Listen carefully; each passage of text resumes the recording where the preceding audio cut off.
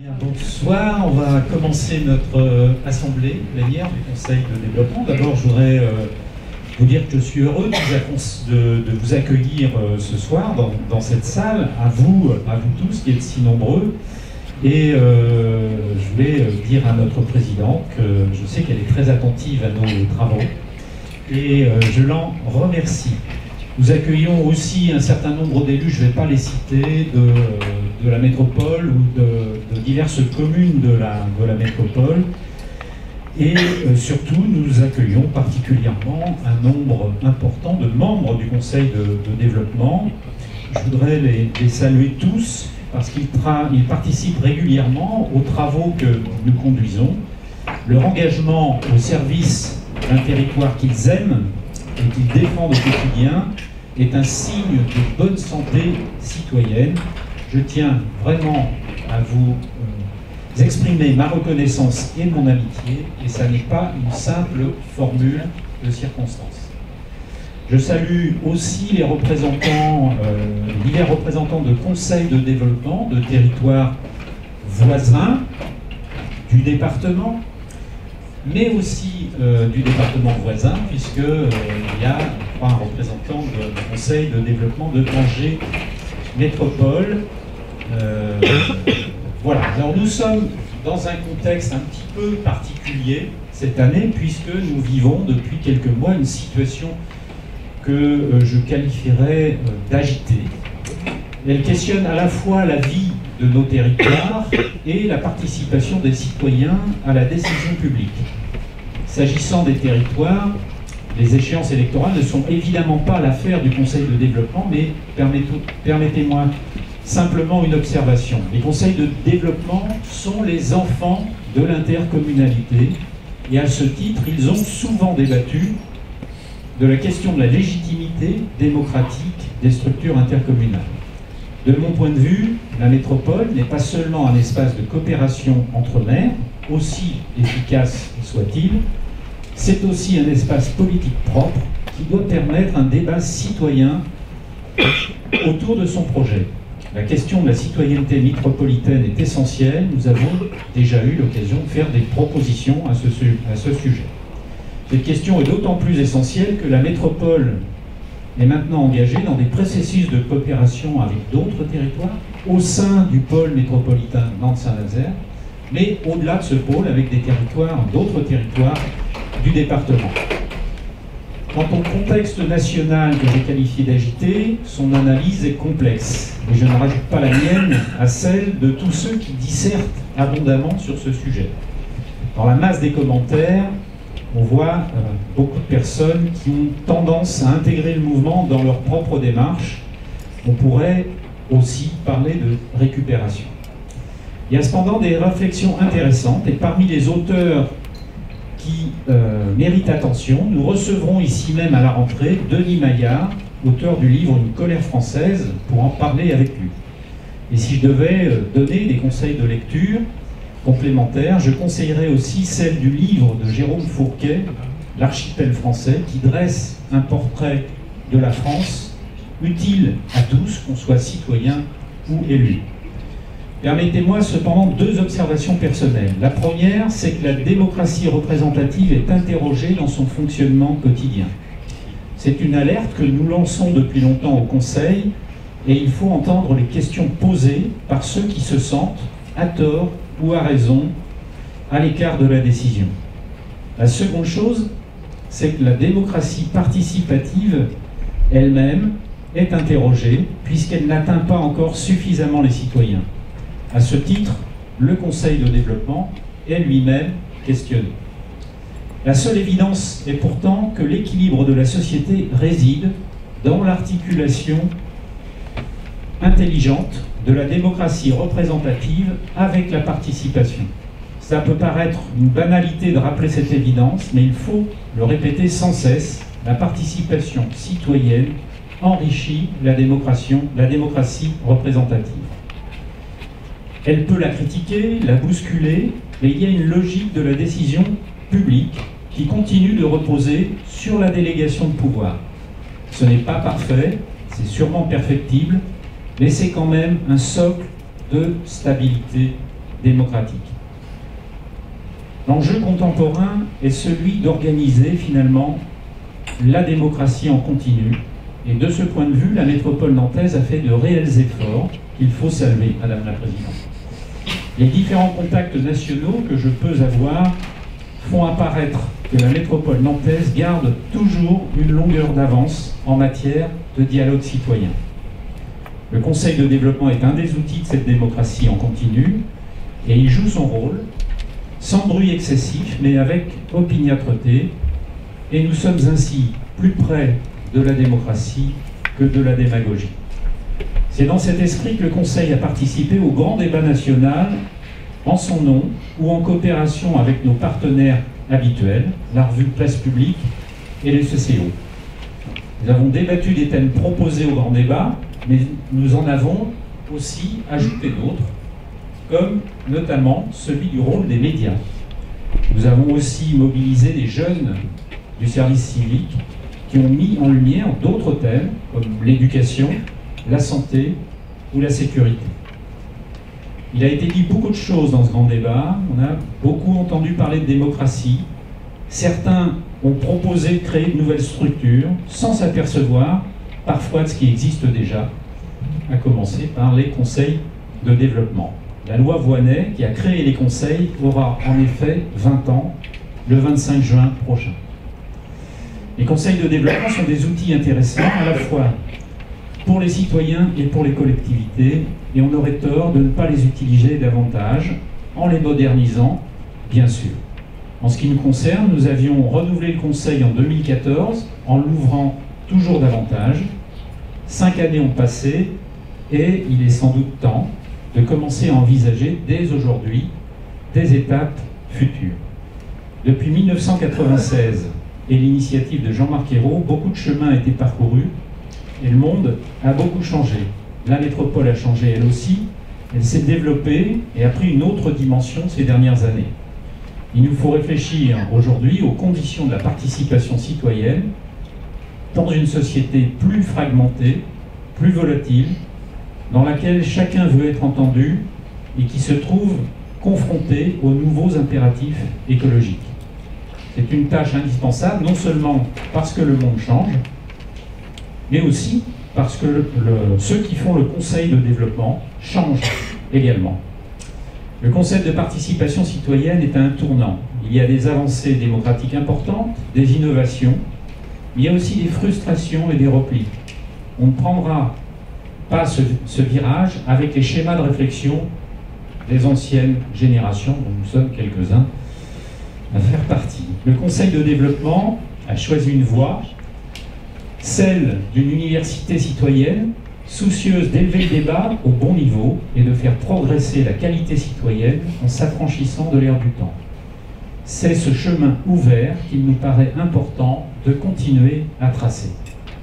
Mais nous aurons l'occasion de revenir sur tout ça. Pour ce soir, je vous propose 2 temps. Un temps de retour rapide sur l'activité la plus récente du Conseil, qui sera effectué avec efficacité et brio par Gabriel, qui est en train de se cacher derrière son appareil photo. Et puis un temps de dialogue avec vous, Madame la Présidente, d'une part pour connaître votre sentiment sur ces travaux du Conseil, et d'autre part pour mettre en perspective les actions qui changent la vie quotidienne des habitants. Lors de notre rencontre de l'année dernière, vous aviez évoqué les grands projets urbains qui modifient le visage et l'image de la métropole. Aujourd'hui, ces grands projets avancent et nous souhaitons dialoguer avec vous sur leur influence sur le quotidien des habitants d'une métropole comme je l'ai dit, nous aimons.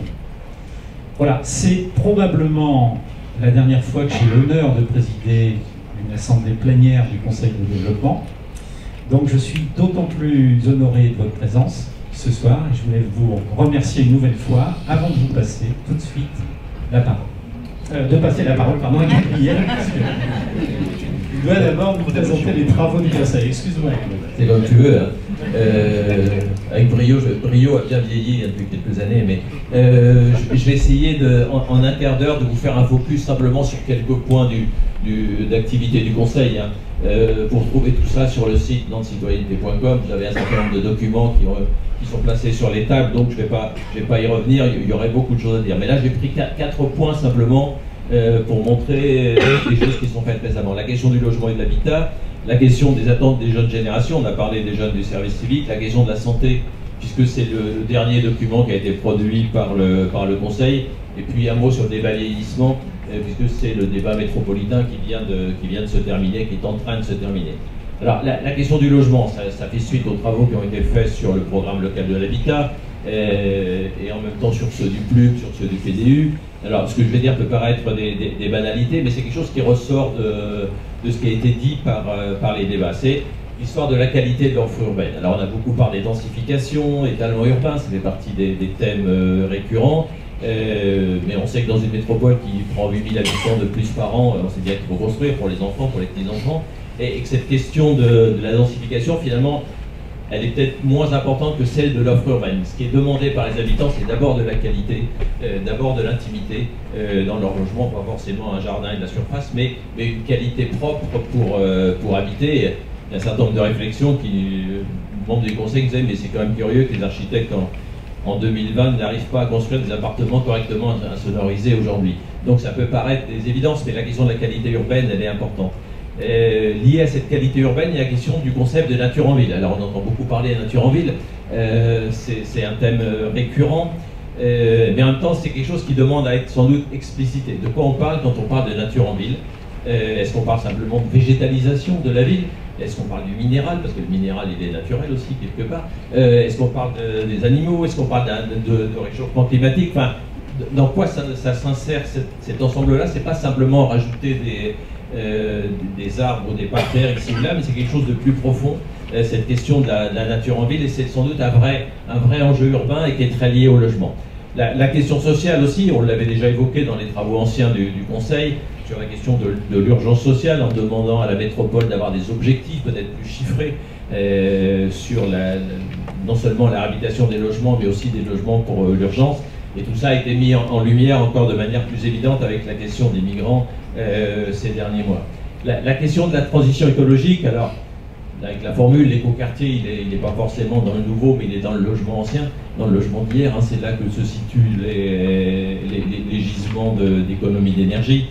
Je ne vais pas revenir là-dessus, ça a été dit et redit. La question de coordonner l'habitat peut-être à une échelle qui n'est pas simplement celle de la métropole, mais peut-être plus largement, qui peut être celle du pôle métropolitain, puisqu'il y a un certain nombre d'enjeux qui sont plus larges que la métropole. Beaucoup de gens qui habitent dans les urbaines viennent travailler dans cette métropole. Et puis la question de la territorialisation des politiques publiques. Vous pouvez essayer de vous entraîner à dire le mot, c'est pas forcément simple. Territorialiser les politiques publiques, c'est-à-dire essayer de faire d'un peu de broderie, de dentelle territoriale, d'avoir des règles qui sont à l'échelle de plusieurs communes ou à l'échelle de territoires plus limités, et qui sont aussi très liées à ce que le Conseil a développé depuis très longtemps, cette idée de la métropole, de la proximité, de faire la métropole par le bas, et que ça peut notamment s'appuyer sur la question des pôles de proximité. Mais cette question de la métropole, de la proximité, de la broderie un peu territoriale avec des règles un peu spécifiques en fonction du territoire, c'est quelque chose qui a été engagé par la métropole déjà dans le PLUM, mais ça fait partie des thèmes que le Conseil de développement a beaucoup développé. Deuxième focus assez rapide sur la question des jeunes générations. Alors, ça fait une dizaine d'années qu'on a une expérience avec les jeunes du service civique qui sont encadrés par Unicité. Alors je voudrais les saluer ce soir parce que je crois qu'il y en a quelques-uns dans la salle, qui soient volontaires du service civique ou encadrants de l'association. C'est quelque chose qu'on fait depuis 10 ans, on les met dans des petits groupes, on leur fait faire des jeux de rôle, enfin, on les fait travailler de manière assez détendue, et c'est très intéressant sur ce que ça renvoie de cette jeunesse, de ses attentes et de l'image qu'elle peut avoir du territoire. Alors, je vais dire là aussi quelques banalités, mais qui sont quand même intéressantes pour les élus. C'est question d'une jeunesse engagée, c'est clair, ils viennent au service civique, c'est pour ça. Ils sont sans doute plus engagés sur le plan social que sur le plan politique. La défiance du politique, de l'institutionnel, de l'économique, elle est quand même assez grande. Quand ils arrivent, même, ils ont aussi la défiance du Conseil de développement, puisqu'ils assimilent tout ça à une institution assez large. Et cette défiance, c'est quand même quelque chose qui doit être pris en compte dans les politiques publiques, avec un corollaire de ça, c'est qu'ils développent tous de manière assez intéressante la culture de l'autonomie. C'est-à-dire Si on va se débrouiller, c'est entre nous, c'est dans nos réseaux, qu'ils soient locaux, qu'ils soient amicaux, qu'ils soient familiaux. On attendra forcément peut-être un peu moins d'institutions, mais davantage de systèmes qu'on va organiser nous-mêmes. Donc cette question de l'autonomie, elle est quand même très très importante chez ces jeunes-là. Puisqu'on leur explique quand même que les politiques publiques qui sont faites aujourd'hui, elles sont faites pour eux, hein, pour les 20 ans qui viennent. Moi, pour les 20 ans qui viennent, les politiques publiques sera plutôt celle des EHPAD, mais pour eux, ils seront effectivement dans le feu de l'action. Et puis, on les avait fait travailler l'année dernière sur la question de l'information, la jeunesse et de la jeunesse de l'image, des réseaux sociaux. C'est loin des médias traditionnels, hein, ils sont quand même plus bruts et combini que Le Monde ou Figaro, c'est assez net. Et ça dit des choses aussi sur l'information, et je ne vous raconte pas quand on les a questionnés sur la presse municipale, à part dire c'est ce qu'il y a chez ma grand-mère ou ce qu'il y a dans les toilettes, la perception est quand même assez limitée. Ça ne veut pas dire qu'ils ne sont pas informés, ça ne veut pas dire qu'ils ne sont pas attentifs à ça, ils le font sans doute sur d'autres moyens. Sur la préoccupation écologique, ça c'est ce qui traverse tous les groupes depuis des années, qui est une préoccupation écologique qui correspond à leur éducation, mais qui est très, très ancrée chez eux, qui est parfois même presque malthusienne, hein, puisqu'on a entendu cette année un certain nombre de jeunes nous disant ouais, parce que c'est beaucoup le coup de faire des enfants, la société qu'on leur prépare, etc. Enfin, il y a un côté en même temps un peu pessimiste sur cette question de écologie. Et puis il y a un besoin d'égalité qui est évident, et aussi un besoin de sécurité qu'on a aussi noté cette année, qui est apparu notamment chez les filles, qui a été assez prégnant cette année. Il y a une critique du système éducatif qui est assez évidente. Ils se sentent sans doute un peu mal orientés, un peu cassés par le système. Ils sont en général plus évolutionnaires que révolutionnaires. Ils n'ont pas forcément la mythologie du grand soir. Ils ont envie de choses qui changent, mais ils ne croient pas trop au bouleversement. On les avait questionnés beaucoup sur les gilets jaunes cette année. On pourrait résumer ça, ils étaient plutôt nuit debout que gilets jaunes. En ce sens, c'est pas la même culture du débat, c'est pas la même culture de réaction par rapport à l'événement. Et puis enfin, je voudrais quand même dire que pour les élus de la métropole, c'est plutôt rassurant parce que depuis 10 ans qu'on les entend, il y a un plébiscite total pour la métropole. Alors je dis pas ça parce que vous êtes là, madame la présidente, ce soir. Mais c'est assez évident, Nantes c'est la ville qui bouge, Nantes c'est la ville où on se sent bien, etc. Enfin, il y a ce plébiscite pour Nantes qui se dément pas depuis quand même un certain nombre d'années. En tout cas, moi je voudrais les remercier parce qu'on a fait un travail extrêmement intéressant avec eux. Je sais qu'il y en a ici ce soir, et ça a été une expérience très très intéressante. J'espère qu'elle sera continuée dans les années qui viennent. Troisième focus sur la question de la santé, puisque c'est le dernier document qui a été produit par la métropole. Donc vous avez là-bas sur la table, je ne vais pas le résumer, il est assez long. Et il est parti de la question des nouvelles attentes et des nouveaux comportements. Ce groupe a été piloté par Michel Jouvet et Véronique Gratas. Et Véronique Gratas était venue me voir en me disant qu'il se passe des choses sur la médecine complémentaire. Elle était elle-même impliquée dans ce domaine. Et c'est quoi les nouveaux comportements des gens, etc. sur la santé. On s'est dit que ça valait le coup d'élargir un peu le débat sur la santé. De là, on va commencer à regarder des inégalités territoriales de santé selon les communes, selon les quartiers, de regarder les politiques publiques de la métropole qui sont toutes parties intégrantes un peu de la prévention de la santé publique, même si la métropole n'a pas de compétences directes en matière de santé, avec un souci, en tout cas une proposition qui c'était de dire, mais là sans doute il faut changer l'échelle d'intervention et passer un jour de la ville à la métropole. Alors ça peut se faire d'abord sous la forme d'un schéma métropolitain de santé. On n'est pas forcément déjà au contrat de santé à l'échelle de la métropole, mais il y a sans doute un changement d'échelle à avoir, comme on avait pu le proposer il y a quelques années sur la question sportive, et qui a finalement été intégré dans les politiques publiques métropolitaines. Et puis dans ces questions de santé, il y a une demande assez forte, je dirais, de démocratie locale. Il y a énormément d'associations très actives en matière de défense des usagers. Il y en a un certain nombre de représentants ici ce soir, mais il y a une vraie demande de démocratie locale, ce qu'on appelle la démocratie sanitaire, qui n'est pas forcément toujours intégrée dans le dialogue citoyen classique, mais qui est très souhaitée. Quatrième point, rapidement sur le débat vieillissement. Alors il est en train de se terminer à la métropole. La métropole nous avait consulté un peu en amont sur ce débat. On avait choisi de l'approcher avec trois 3 thèmes, enfin, trois conférences en amont avec un sociologue qu'on avait volontairement choisi extérieur. Une première approche qui était la question de l'isolement, des relations sociales à la retraite, la question affective. On se rendait compte qu'en interrogeant les gens, elle est importante, cette question affective. C'est aussi la question de la sexualité, même chez des personnes âgées, même si la métropole n'a pas forcément de compétences en matière de sexualité encore aujourd'hui, mais c'est quelque chose qu'il va falloir intégrer dans les politiques publiques. Cette question de l'isolement, elle est extrêmement importante. La question de la retraite et du temps libéré, on l'a vu aujourd'hui, les retraités sont effectivement dans la vie sportive, dans la vie associative de manière très très importante. Si demain on avait une grève des seniors, je pense qu'on aurait un vrai blocage social sur dans plein de domaines, qu'on ne mesure pas forcément toujours, mais qui est assez évident.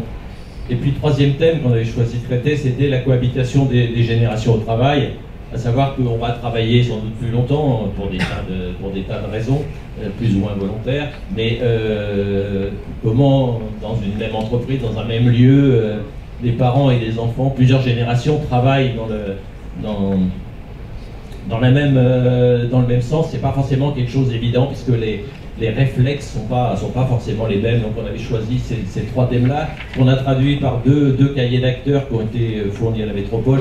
Un sur l'isolement et la question affective, j'y reviens pas, puis un sur la question de la citoyenneté et de la longévité, à l'initiative de Monique Boutron qui avait animé un atelier là, pendant le débat métropolitain. On est citoyen jusqu'à la fin, c'est-à-dire qu'on n'est pas forcément citoyen quand on est en forme et en bonne santé, et que cette question de la citoyenneté, elle s'exerce tout au long de la vie, et sans doute dans les politiques publiques, il faut prévoir ça. Et puis enfin, je rajoute un 5e point pour le plaisir, mais on a juste commencé une toute petite, c'est au début, une première approche des politiques culturelles, de culture et métropole. Alors, le conseiller veut penser c'était jamais trop risqué sur cette question-là. Là, l'idée, c'est de se dire, bon, Nantes a capitalisé quand même sur une image culturelle importante depuis des années. Il va y avoir sans doute des étapes nouvelles. On a commencé un peu à réfléchir là-dessus, simplement en écoutant les acteurs. On avait invité ici David Martineau, qui avait aussi rempli la salle ici très largement. On a commencé à visiter des lieux, on va visiter d'autres, bientôt transfert, le musée, etc. Mais c'est essayer de comprendre un peu ce qui se passe en matière de politique culturelle. Voilà. J'ai essayé de faire ça très très vite, simplement quelques focus. Vous retrouvez ça sur le site nantescitoyenneté.com, dans les documents, et je m'arrête là.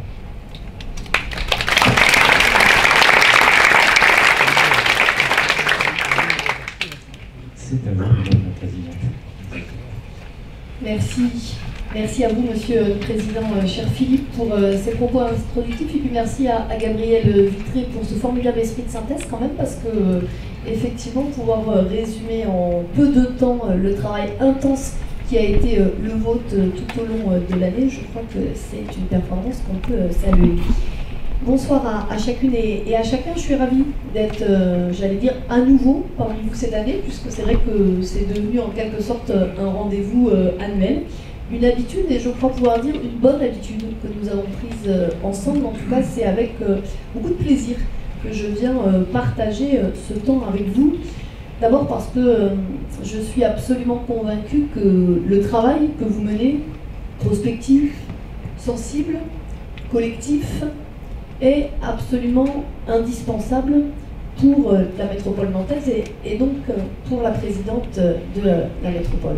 Je crois que ce travail est rendu d'autant plus indispensable dans un monde, nous constatons chacun chaque jour, qui est quand même marqué par l'immédiateté, par parfois le règne du court terme, et avoir des lieux qui ont cette faculté pas si fréquente à conjuguer le temps long, le choix de la réflexion prospective et en même temps un rapport que vous avez rappelé qui s'est développé sur le lien au quotidien, à la vie de tous les jours, à la dimension sensible des choses aussi, eh bien c'est évidemment quelque chose qui rejoint la particularité de la fonction de maire et de présidente d'une grande métropole. Quand on est maire d'une grande ville, présidente d'une grande métropole, je peux vous garantir qu'on a à la fois les deux pieds dans le quotidien, chaque jour, tous les jours, sans exception, et en même temps la responsabilité de proposer un cap, une vision. Si je devais le résumer en un mot, je dirais pas de pensée sans action, mais pas non plus d'action sans pensée. Et c'est aussi comme ça que je conçois ce moment de partage avec vous, ce moment d'échange, c'est de pouvoir ensemble avancer sur cette double dimension. Alors le travail que vous avez effectué cette année a été rappelé, la contribution du Conseil à tout le travail autour du programme local de l'habitat, ce qui a été pour nous un sujet évidemment majeur. Mais je pense aussi à votre contribution sur le grand débat longévité, j'aurai l'occasion d'y revenir. Et puis sur davantage dans la dernière partie de vos travaux, ce que vous avez commencé à faire émerger sur les questions de santé. Je veux en préalable vous en remercier parce que je crois qu'il y a là des enjeux absolument indispensables pour la métropole d'aujourd'hui et de demain. Je vais terminer ce premier propos en soulignant en effet le travail que vous avez mené avec les jeunes du service civique. J'évoquais tout à l'heure un peu ce règne de l'immédiateté dans la société, d'ultra-médiatisation, d'ultra-communication dans laquelle on est. Et je trouve que ce travail intergénérationnel que vous avez mené a cette vertu aussi de faire la pédagogie de l'information. Si on veut que chacun puisse avoir la liberté d'exercer son rôle de citoyen, et je sais que le Conseil est à raison attaché à cette question de la citoyenneté active, encore faut-il que la société collectivement se donne les moyens d'une forme de démocratie bien mature et en même temps bien vivante, et donc de se méfier des logiques d'infobésité, comme on dit maintenant, de fake news, et que le sujet de la qualité de l'information pour aller vers la qualité de la réflexion et in fine la qualité de la décision est absolument indispensable. Je trouve qu'il plus est que le fait que vous ayez pu mener ce travail avec le service civique dans la durée donne aussi des points de référence, des évolutions de notre société qui sur certains sujets sont de plus en plus rapides, qui me paraît tout à fait intéressant. Alors puisque j'évoque ces évolutions de la société, une des raisons majeures, je crois, pour laquelle nous avons besoin, pour laquelle j'ai besoin et envie du regard du Conseil de développement dans les inflexions que vous avez su impulser, c'est notamment parce que, en effet, nous sommes traversés par des transitions au pluriel qui doivent, je crois, nous amener en permanence à avoir l'humilité de nous réinterroger sur le bon niveau de réponse. Ces transitions, elles sont pour certaines connues, pour d'autres moins. La première, c'est évidemment la transition écologique. Vous évoquiez tout à l'heure la question des jeunes. Je voudrais juste partager avec vous une anecdote. Il y a 2 mois de ça, je reçois un groupe de 80 étudiants nantais au sens ville de Nantes, je le précise parce que ça va être important pour la suite. Et puis, je leur demande, dans la file de la discussion, qui a son permis de conduire. À ma grande surprise, 80% n'ont pas leur permis. Alors je les provoque un peu gentiment et je leur dis, bah alors, vous n'avez pas envie d'un peu d'autonomie, d'un peu d'émancipation? Et ils me regardent en me disant, bah alors cette question elle est complètement old school. Alors là, j'ai vu que j'avais 40 ans la semaine d'avant, hein, et que je ne faisais plus partie à l'évidence totalement de cette génération. Et ils m'expliquent que quand on habite à Nantes, donc ville, qu'on a 19 ans aujourd'hui, eh bien son sujet de mobilité, c'est le biclou, c'est la marche à pied, c'est les transports en commun, et quand on doit aller plus loin, c'est le covoiturage. J'indique ce sujet parce que dans le même temps, 15 jours après, à peu près, j'avais un dîner avec des chefs d'entreprise. On faisait le point sur les questions de mobilité. Je les évoque puisque quand on parle de la métropole, on parle des liens avec la question de la mobilité, vous le savez parfaitement, est centrale. Et dans ce dîner, j'ai un chef d'entreprise à ma droite, on n'y voyait aucune connotation politique, c'était la disposition physique, qui me dit oui, vous devriez développer encore davantage des trottinettes. Moi j'ai mon entreprise sur l'île de Nantes et je ne comprends pas pourquoi Nantes n'est pas plus à l'offensive sur les trottinettes. Puis à ma gauche, j'ai un autre chef d'entreprise qui lui a une boîte de logistique et qui me dit bon maintenant ça va, faut arrêter avec vos trucs de bobo là, on n'en peut plus de vos réflexions complètement déconnectées. Moi mes gars, ils font de la logistique urbaine, ils habitent en 3e couronne et donc leur question c'est combien de temps ils mettent pour aller travailler. J'évoque ces 2 discussions, et avec les jeunes et avec la diversité de ces chefs d'entreprise, parce que je crois que cette question illustre un des points que vous avez évoqué, Philippe, et qui me paraît sans doute le point majeur des défis de notre société à Nantes comme en France. C'est celui de la fragmentation. Véritablement, dans ce pays, monte la fragmentation.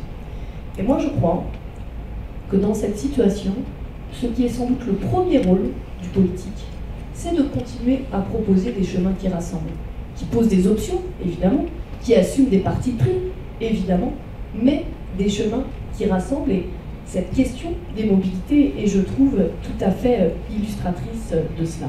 Donc oui, le défi écologique, il est premier, il est devenu absolument majeur, toutes les études le prouvent. Je crois qu'il y a dans la société, sur ces sujets, une montée structurelle, et c'est tant mieux.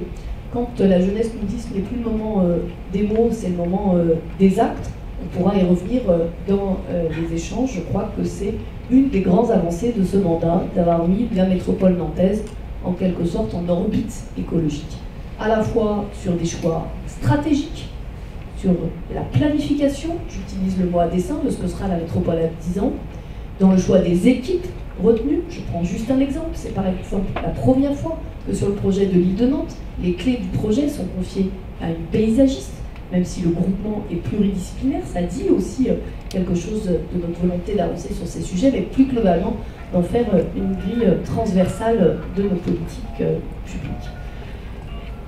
Quand on évoque la question des transitions, transition écologique donc, transition économique aussi, transition démographique, et je voudrais vraiment vous remercier d'avoir contribué à nos côtés à l'élaboration de ce grand débat sur la longévité. Parce que cette transition-là, elle est beaucoup moins médiatique, elle est beaucoup moins connue, elle est beaucoup moins partagée, et pourtant, elle va être déterminante dans les enjeux de la société, de toute la société sur lesquels nous avons à avancer. Je voudrais vraiment saluer à la fois le travail que vous avez fait sur le volet logement du PLH, et notamment sur la question du logement des aînés, et puis la manière dont, dans le grand débat, vous avez fait le choix à la fois de produire 2 cahiers d'acteurs, mais aussi de nous aider avec, en amont, Gabriel Vitré l'a rappelé, cette organisation de 3 conférences avec un sociologue pour aider à penser le sujet. Et j'insiste sur cette question parce que je crois que c'est aussi la plus-value du Conseil de développement.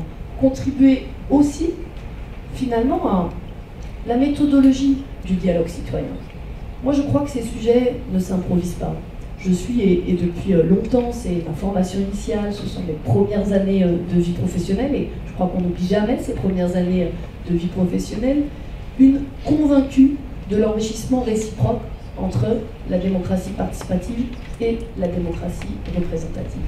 Philippe a repris tout à l'heure cette belle formule de Rosan Vallon sur la démocratie en continu, qui dit très bien aujourd'hui pourquoi un certain nombre de citoyens ont l'impression que la démocratie représentative est presque devenue une représentation privative, comme si le fait de s'exprimer simplement au moment des échéances électorales était insuffisant par rapport à l'envie d'expression et de contribution. Je crois que sur ce sujet, les attentes d'intelligence collective, qui nécessitent à la fois de reconnaître l'expertise d'usage, mais aussi l'expertise d'analyse des citoyens, et en même temps de se dire que c'était que dans la production collective qu'on peut s'approcher de l'intérêt général, c'est véritablement un des apports du Conseil de développement sur tous les sujets qui nous concernent aujourd'hui, et notamment parce que face à ces grandes transitions que j'évoquais à l'instant, je suis persuadée qu'une partie des réponses s'invente aussi, et peut-être même d'abord dans nos territoires. Bien sûr, on a besoin d'un État fort, bien sûr, on a besoin d'un État stratège, bien sûr, on a besoin d'une vision européenne, bien sûr, les réponses locales, ce ne sont pas des réponses qui s'enferment dans le local, elles doivent résonner au national, elles doivent résonner à l'Europe, mais je crois, par expérience aujourd'hui, que la capacité d'agilité, d'imagination dans nos territoires et dans tous nos territoires, qu'ils soient urbains ou ruraux, j'y reviendrai, est extrêmement forte. C'est aussi la raison de l'importance du rôle d'un conseil de développement. Parce que c'est bien cet ancrage dans un territoire, cette capacité à mettre autour de la table des acteurs divers qui vous a donné aussi cette force et cette pertinence dans les propositions que vous avez pu évoquer. Et vous l'avez fait autour d'enjeux où souvent la question du modèle finalement de développement de la métropole est interrogée. C'est une des choses qui m'a beaucoup frappée en lisant avec grande attention vos travaux. Je crois que c'est absolument crucial pour nous. Parce que derrière cette question, c'est celle des équilibres. Des équilibres au pluriel. Des équilibres naturels, les équilibres de nos écosystèmes. J'évoquais tout à l'heure l'importance de la transition écologique. Des équilibres territoriaux, comment aujourd'hui on arrête d'opposer les territoires urbains, périurbains, ruraux. C'est la position que je défends, j'y reviendrai, sur cette question de l'alliance des territoires et du rôle particulier que la métropole doit jouer dans ce domaine. C'est la question des équilibres sociaux, Et une des raisons qui me fait refuser farouchement cette théorie inexacte qui dit que toutes les grandes villes sont riches et que tous les territoires ruraux sont pauvres, c'est oublier que jusqu'à preuve du contraire, dans ce pays, toutes les grandes poches de précarité, elles sont aussi dans nos quartiers populaires et donc elles sont aussi à l'intérieur des métropoles. Et donc dire ça, c'est méconnaître la réalité de la pauvreté qui peut exister dans les métropoles, et c'est méconnaître aussi la capacité de nombre de territoires ruraux à être innovants, créatifs, intelligents, pertinents et totalement mobilisés tous les sujets de transition que j'évoquais tout à l'heure.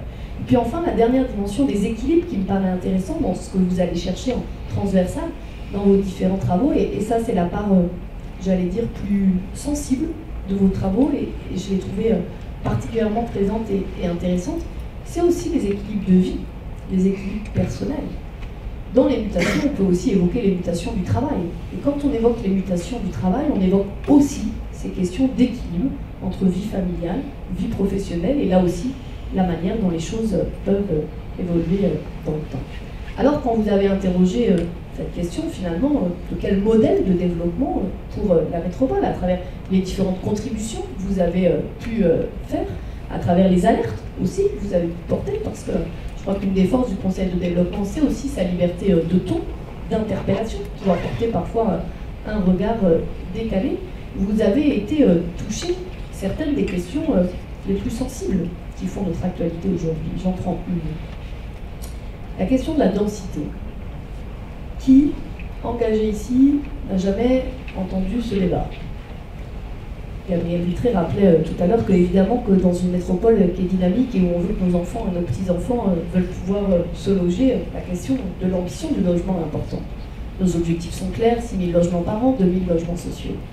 Et je crois que là aussi, il y a un travail de partage à faire. Puis un travail, j'allais presque dire, d'honnêteté intellectuelle.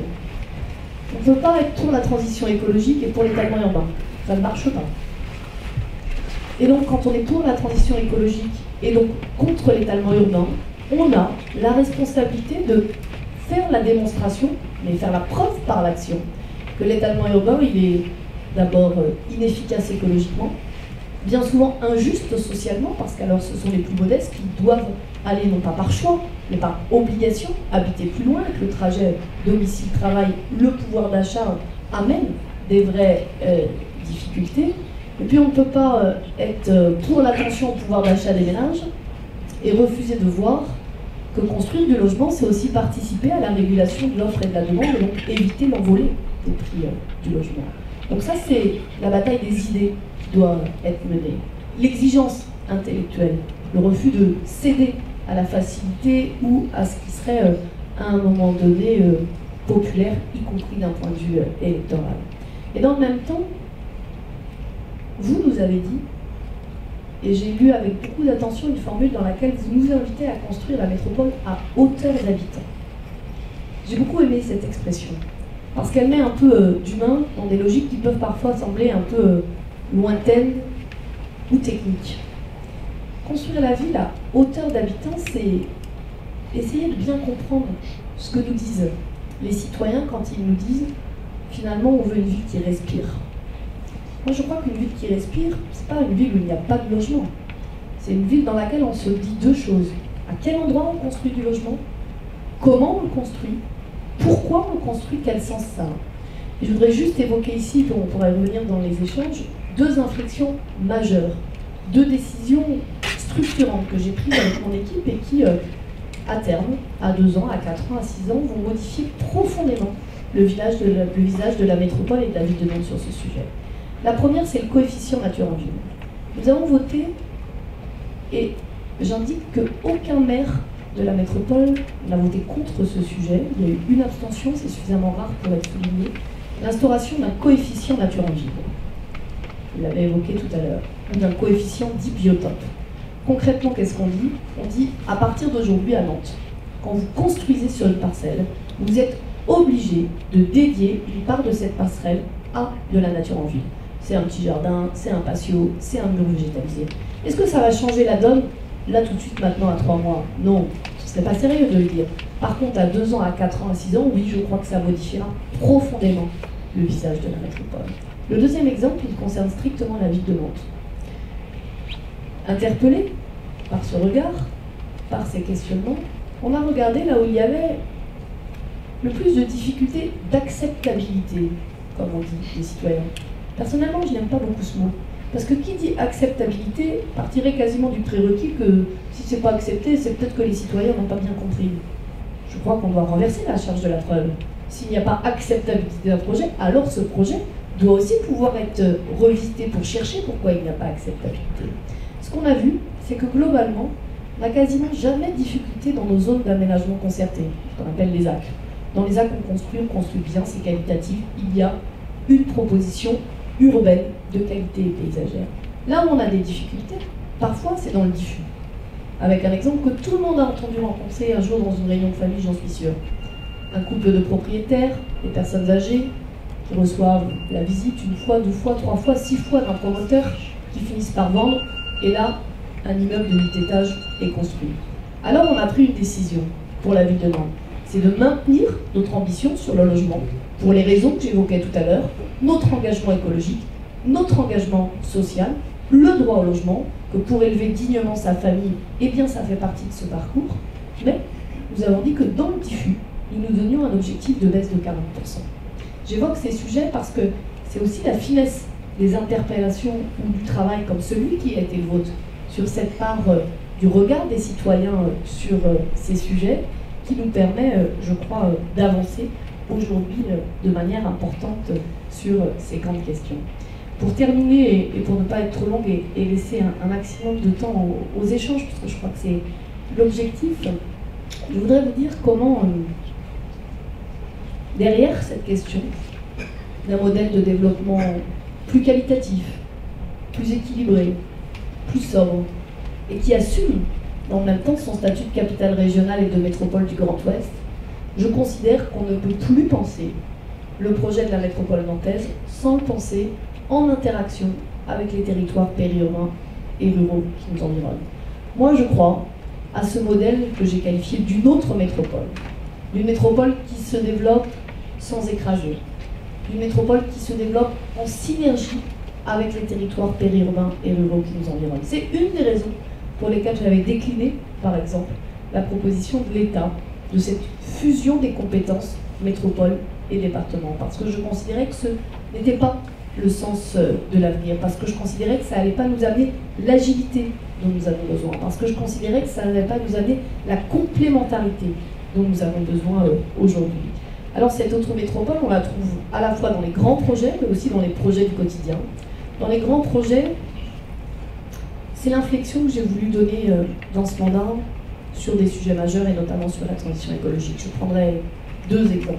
Le mine, transfert du mine, deuxième mine en France après Nangis, une opération extrêmement importante, 25 000 visiteurs le jour de l'inauguration, c'est-à-dire si ce sujet intéresse les habitants d'aller voir le ventre de Nantes, comme il a parfois été appelé, eh bien, la décision d'inflexion que j'ai prise, c'est d'y installer sur le toit la plus grande centrale photovoltaïque de l'Ouest.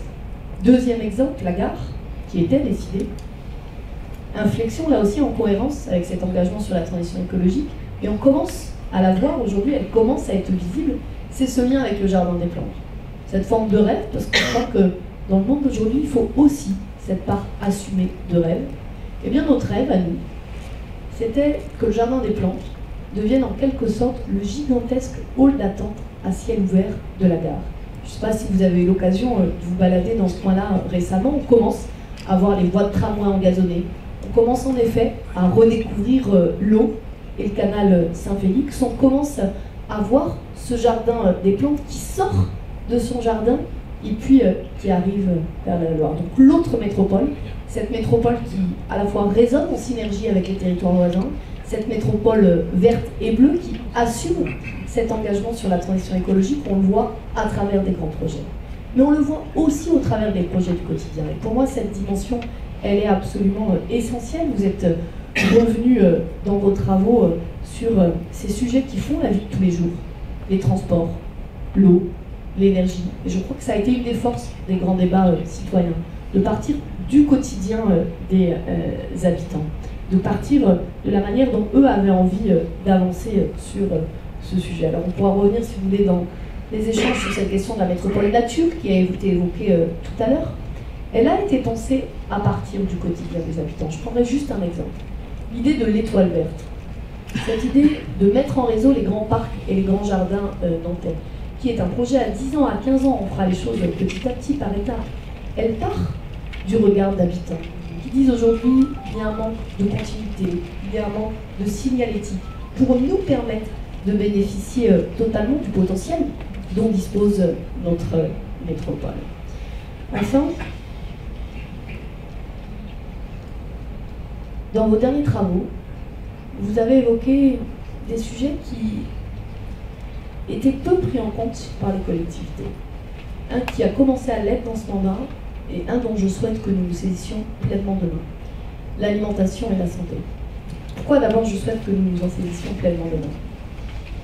D'abord parce que ce sont des enjeux à la fois totalement individuels. Prenons la santé, il n'y a pas grand-chose de plus intime, de plus précieux, parfois de plus fragile, et en même temps d'éminemment collectif. La réponse, la réflexion, elle ne peut être que dans la structuration collective de l'offre. La deuxième raison, c'est que moi je veux un contrat social et écologique et que les deux aillent ensemble. Je crois à la transition écologique, mais je crois à la transition écologique du plus grand nombre. Et je pense que quand on parle alimentation, quand on parle santé, on parle à toutes les générations, on parle à toutes les catégories socio-professionnelles sans exclusive. C'est la raison pour laquelle je veux que nous investissions ces sujets et c'est la raison pour laquelle j'ai regardé vos travaux avec grande attention. Alors je ne reviens pas sur l'alimentation, on a avancé sur des choses dans ce mandat. C'est le projet alimentaire de territoire, c'est la question du transfert du mine. J'évoquais l'Alliance des territoires, c'est le contrat de réciprocité que j'ai signé avec le Pays de Ré, notamment sur le sujet de l'alimentation. Je vais plutôt partager avec vous deux résultats de la grande enquête qui avait été menée par Laurent auprès des ménages de la métropole sur l'alimentation. La première chose qui m'avait interpellée, c'est que depuis 12 ans, c'est l'enquête qui a obtenu le plus de réponses d'habitants.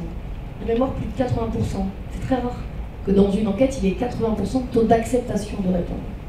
Le deuxième chiffre, c'est que 60% des ménages disaient pourquoi ils étaient prêts à faire évoluer leur alimentation. Et puis le troisième, et vous comprendrez que pour moi il est important, c'est que 25% des ménages de la métropole disaient consacrer moins de 25 € de budget par semaine parce qu'ils étaient contraints à cela, à la question alimentaire. Alors quand on a ces données, on se dit qu'effectivement le travail, les travaux que vous menez sur ces sujets, les interpellations qui peuvent être les vôtres sont importants. Le deuxième, je l'ai évoqué, c'est la santé. En effet, j'ai regardé avec grand intérêt votre projet, votre esquisse, votre intention de schéma métropolitain en santé. D'abord parce que je crois qu'il y a un paradoxe historique aujourd'hui en France sur ce sujet. Quand il y a eu, il y a quelques années, les lois MAPAM et les lois NOTRe, nos collectivités, nos associations d'élus, toutes sensibilités politiques confondues, se sont battues, et parfois vivement battues, les unes pour avoir l'économie, les autres pour récupérer le tourisme. L'absence totale de ces débats parlementaires a été la santé. Comme si la santé n'était pas un sujet pour les territoires. Mais alors, mesdames, messieurs, nous avons un problème. Prenons simplement deux sujets qui montent. Le vieillissement de la population, je l'ai évoqué, et la montée de l'ambulatoire dans les soins, qui est une perspective à long terme sur les questions de santé.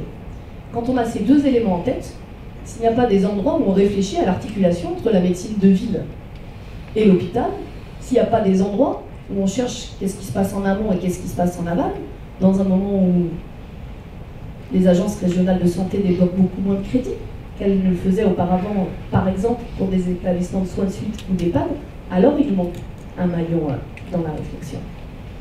La ville de Nantes a un historique assez fort sur ce sujet, puisqu'on fait partie des 12 villes en France à avoir fait le choix de garder un service de santé scolaire. C'est ce qui nous permet, par exemple, de proposer aux enfants en grande section et en CE2 un bilan.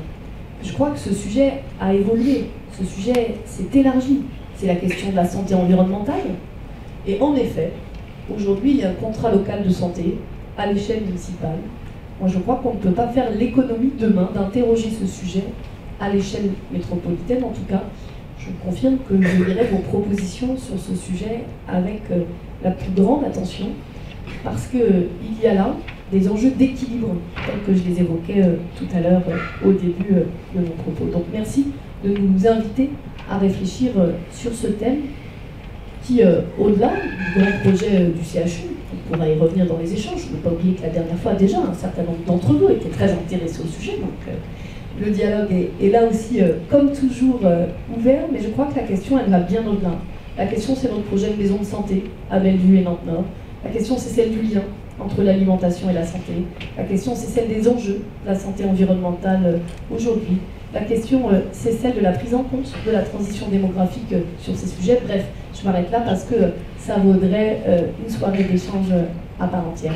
Merci en tout cas vraiment pour la qualité des travaux, pour cette capacité aussi à être force de proposition et puis à avoir passé sur certains sujets une étape supplémentaire. Je cite cette dernière proposition que vous avez faite et qui a retenu mon attention, puisque sur ces enjeux de modèle de développement qualitatif de la métropole que j'évoquais tout à l'heure, vous avez suggéré, à l'instar de ce qu'on a fait sur la loi, avec la mise en place de cette conférence permanente des citoyens pour regarder le suivi des actions sur la loi, et le week-end et les derniers jours qu'on a passé et partagé montrent à quel point cette intuition que le temps était venu, que Nantes renoue avec la Loire, a à l'évidence rencontré l'appétence des Nantais et des habitants de la métropole. Eh bien, vous nous proposez cette mise en place d'une conférence permanente pour regarder ces questions d'aménagement équilibré de la métropole.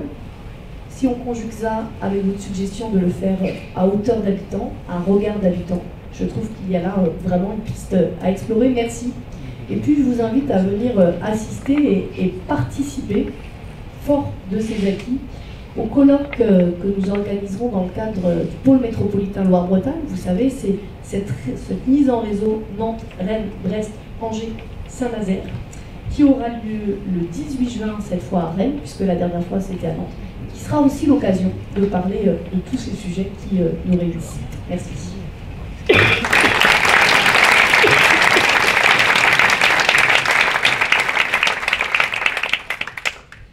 Je profite de cette transition, mais qui est très courte, contrairement à d'autres, pour inviter ceux qui n'ont pas encore de siège à venir en chercher. Il y en a sur la partie droite, la droite par rapport à nous, c'est mon tribune. Il y a encore quelques sièges de... Voilà, la parole vous est maintenant allouée. Alors, Michel Jouvet, membre du Conseil de l'État. J'avais prévu, Madame la Présidente, de vous interroger au nom du groupe qui a travaillé sur cette contribution, la métropole de la santé. Mais mon questionnement est inutile, puisque vous avez souligné l'intérêt porté à nos propositions pour penser à l'échelle métropolitaine, les contrats de santé, les maisons de santé, l'ambulatoire. Vous avez montré votre détermination à faire avancer ce projet. J'espère que dans les prochains mois, cela sera une réalité. Donc, je vais changer mon questionnement sur une autre question que vous avez abordée, qui est quelque part le modèle métropolitain, pour attirer votre attention sur le fait que pour beaucoup d'habitants, la métropole, c'est loin. C'est loin et quelque part, nous avons proposé de changer de regard sur les pôles de proximité pour rapprocher les débats sur les politiques publiques, pourquoi pas les débats citoyens, au niveau des pôles de proximité. Ça se fait aussi de manière concrète, de faire travailler plus ensemble les communes, leurs maires, au niveau des pôles de proximité, parce que malheureusement, trop souvent, c'est l'échelle communale qui prédomine.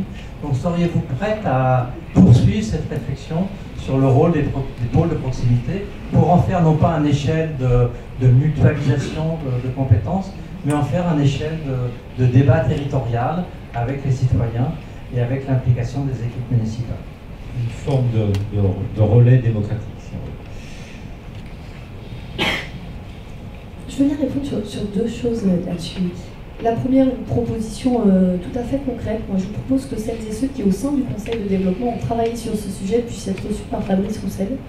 Puisque Fabrice Roussel, en tant que premier vice-président en charge du dialogue citoyen et de la proximité, mène aujourd'hui une réflexion que nous avons proposée aux maires pour dire tirons le bilan de ce mandat sur ces sujets de proximité et regardons, dans cette logique d'amélioration continue qui est la nôtre, comment on peut avancer. Donc je trouve que ce serait tout à fait opportun, puisqu'on va engager cette réflexion, que vous puissiez être reçus et avancer sur ce sujet.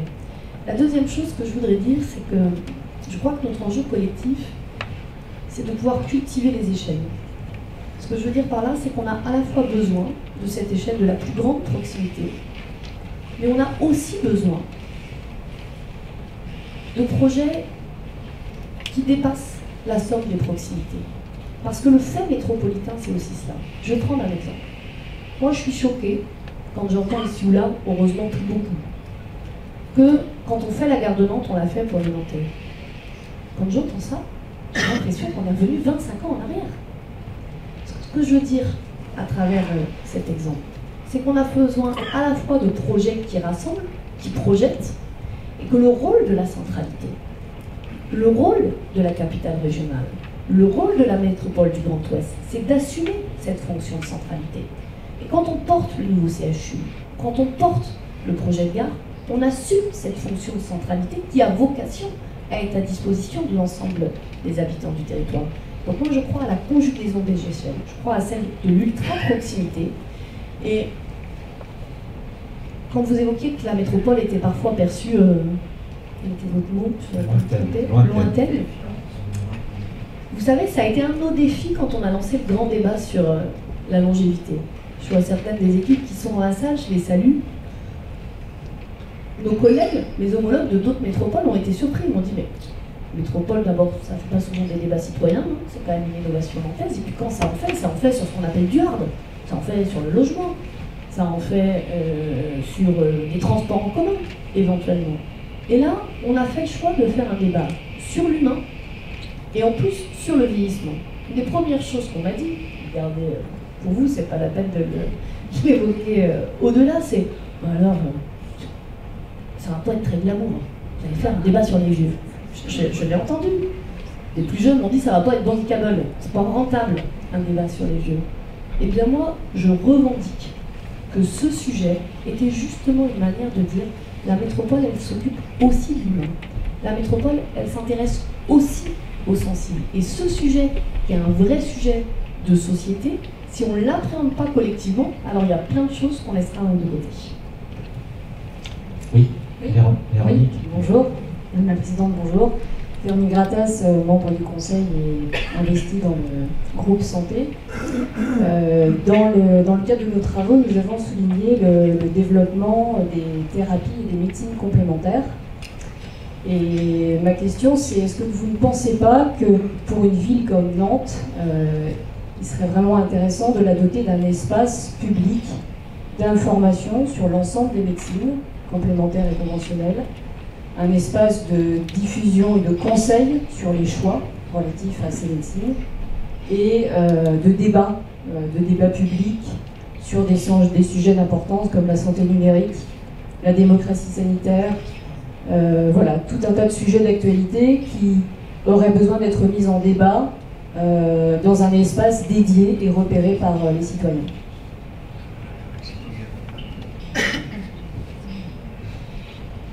Je partage, j'ajoute un sujet à la liste de ceux que vous venez d'évoquer.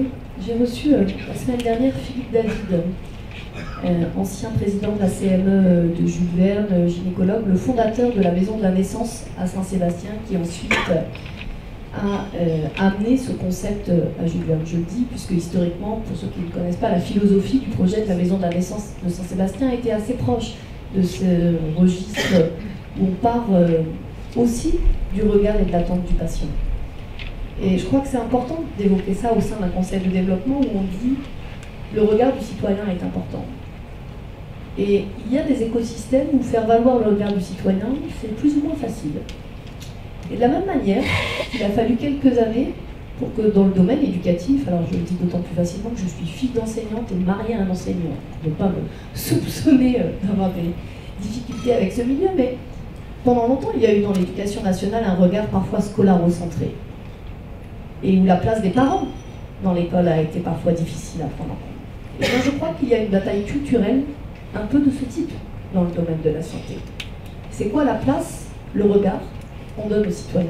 C'est la raison pour laquelle je partage l'idée de la démocratie sanitaire, mais je ne suis pas sûre que le terme soit tout à fait approprié.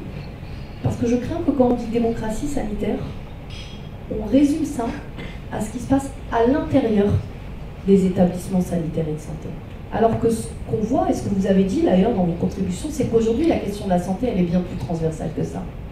C'est les transports, c'est l'alimentation, c'est les établissements aussi, bien sûr, mais voilà. Donc moi je dis plutôt démocratie de la santé que démocratie sanitaire. C'est pas juste une question sémantique, c'est vraiment une question d'approche de la santé.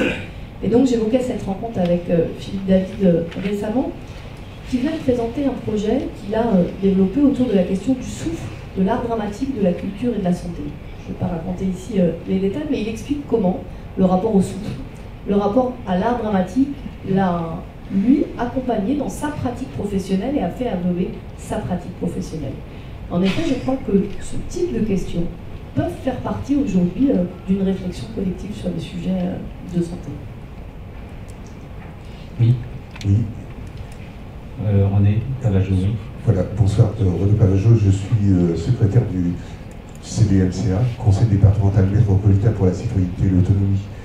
Et siégeant une structure une instance de démocratie participative, on a souvent l'occasion de débattre de la vie du département, des habitants du département, mais aussi, surtout, souvent, de la métropole, et d'imaginer l'avenir, mais pas au travers du prisme des élus, qui souvent ont des contraintes auxquelles nous ne sommes pas confrontés, mais d'imaginer l'avenir immédiat et à plus long terme de la métropole. Et à travers les choix qui ont été faits, notamment par la métropole, de retenir le défi du vieillissement comme un sujet de réflexion, je crois que ça faisait preuve de beaucoup de perspicacité, parce qu'au-delà de l'image probablement du vieillissement qu'il faut essayer de gommer et de rendre plus attractif, plus moderne, notamment du fait de l'engagement des seniors dans la vie publique. Je crois qu'au-delà de ce défi, ont pu être abordées des questions de société. Moi, ce que je voudrais dire, c'est à vous, Madame la Présidente, mais aussi à l'ensemble des élus, c'est que les politiques publiques que vous menez, elles sont bien sûr pour l'aménagement de notre métropole, du cadre de vie, etc., mais elles sont aussi, surtout pour les habitants. Et je crois que le défi qui s'impose à tous, c'est de faire de la métropole d'aujourd'hui, mais aussi de demain surtout, une métropole inclusive de tous. Et toutes les politiques publiques qui sont menées, alors en matière de mobilité, mais aussi en matière de logement, elles peuvent à la fois avoir un aspect inclusif, mais aussi un aspect exclusif de certaines populations. Je crois que c'est important. Il faudrait presque, dans chaque décision de politique publique, qu'une étude d'impact justement sur ces domaines-là soit approchée. Je crois qu'une politique publique ne vaut que si elle concourt au bien-être des habitants de la métropole. Donc encore merci pour ce défi sur la longévité qui a permis, au-delà du défi du vieillissement, d'aborder bien d'autres questions et comment la ville est prête à relever ce défi. Comment la métropole. Il n'y a pas de questions, c'est un commentaire, donc. Oui, Michel Gélard. Oui. Michel Gélard, Conseil de développement. J'ai une question. Il y a un thème qui a été évoqué comme ça par Gabriel dans sa synthèse, mais que vous n'avez pas repris, qui est effectivement les travaux qu'on enchaîne sur la culture. Alors peut-être parce qu'effectivement il y a un tel héritage que les choses culturelles vont de soi à Nantes, et c'est en grande partie le cas.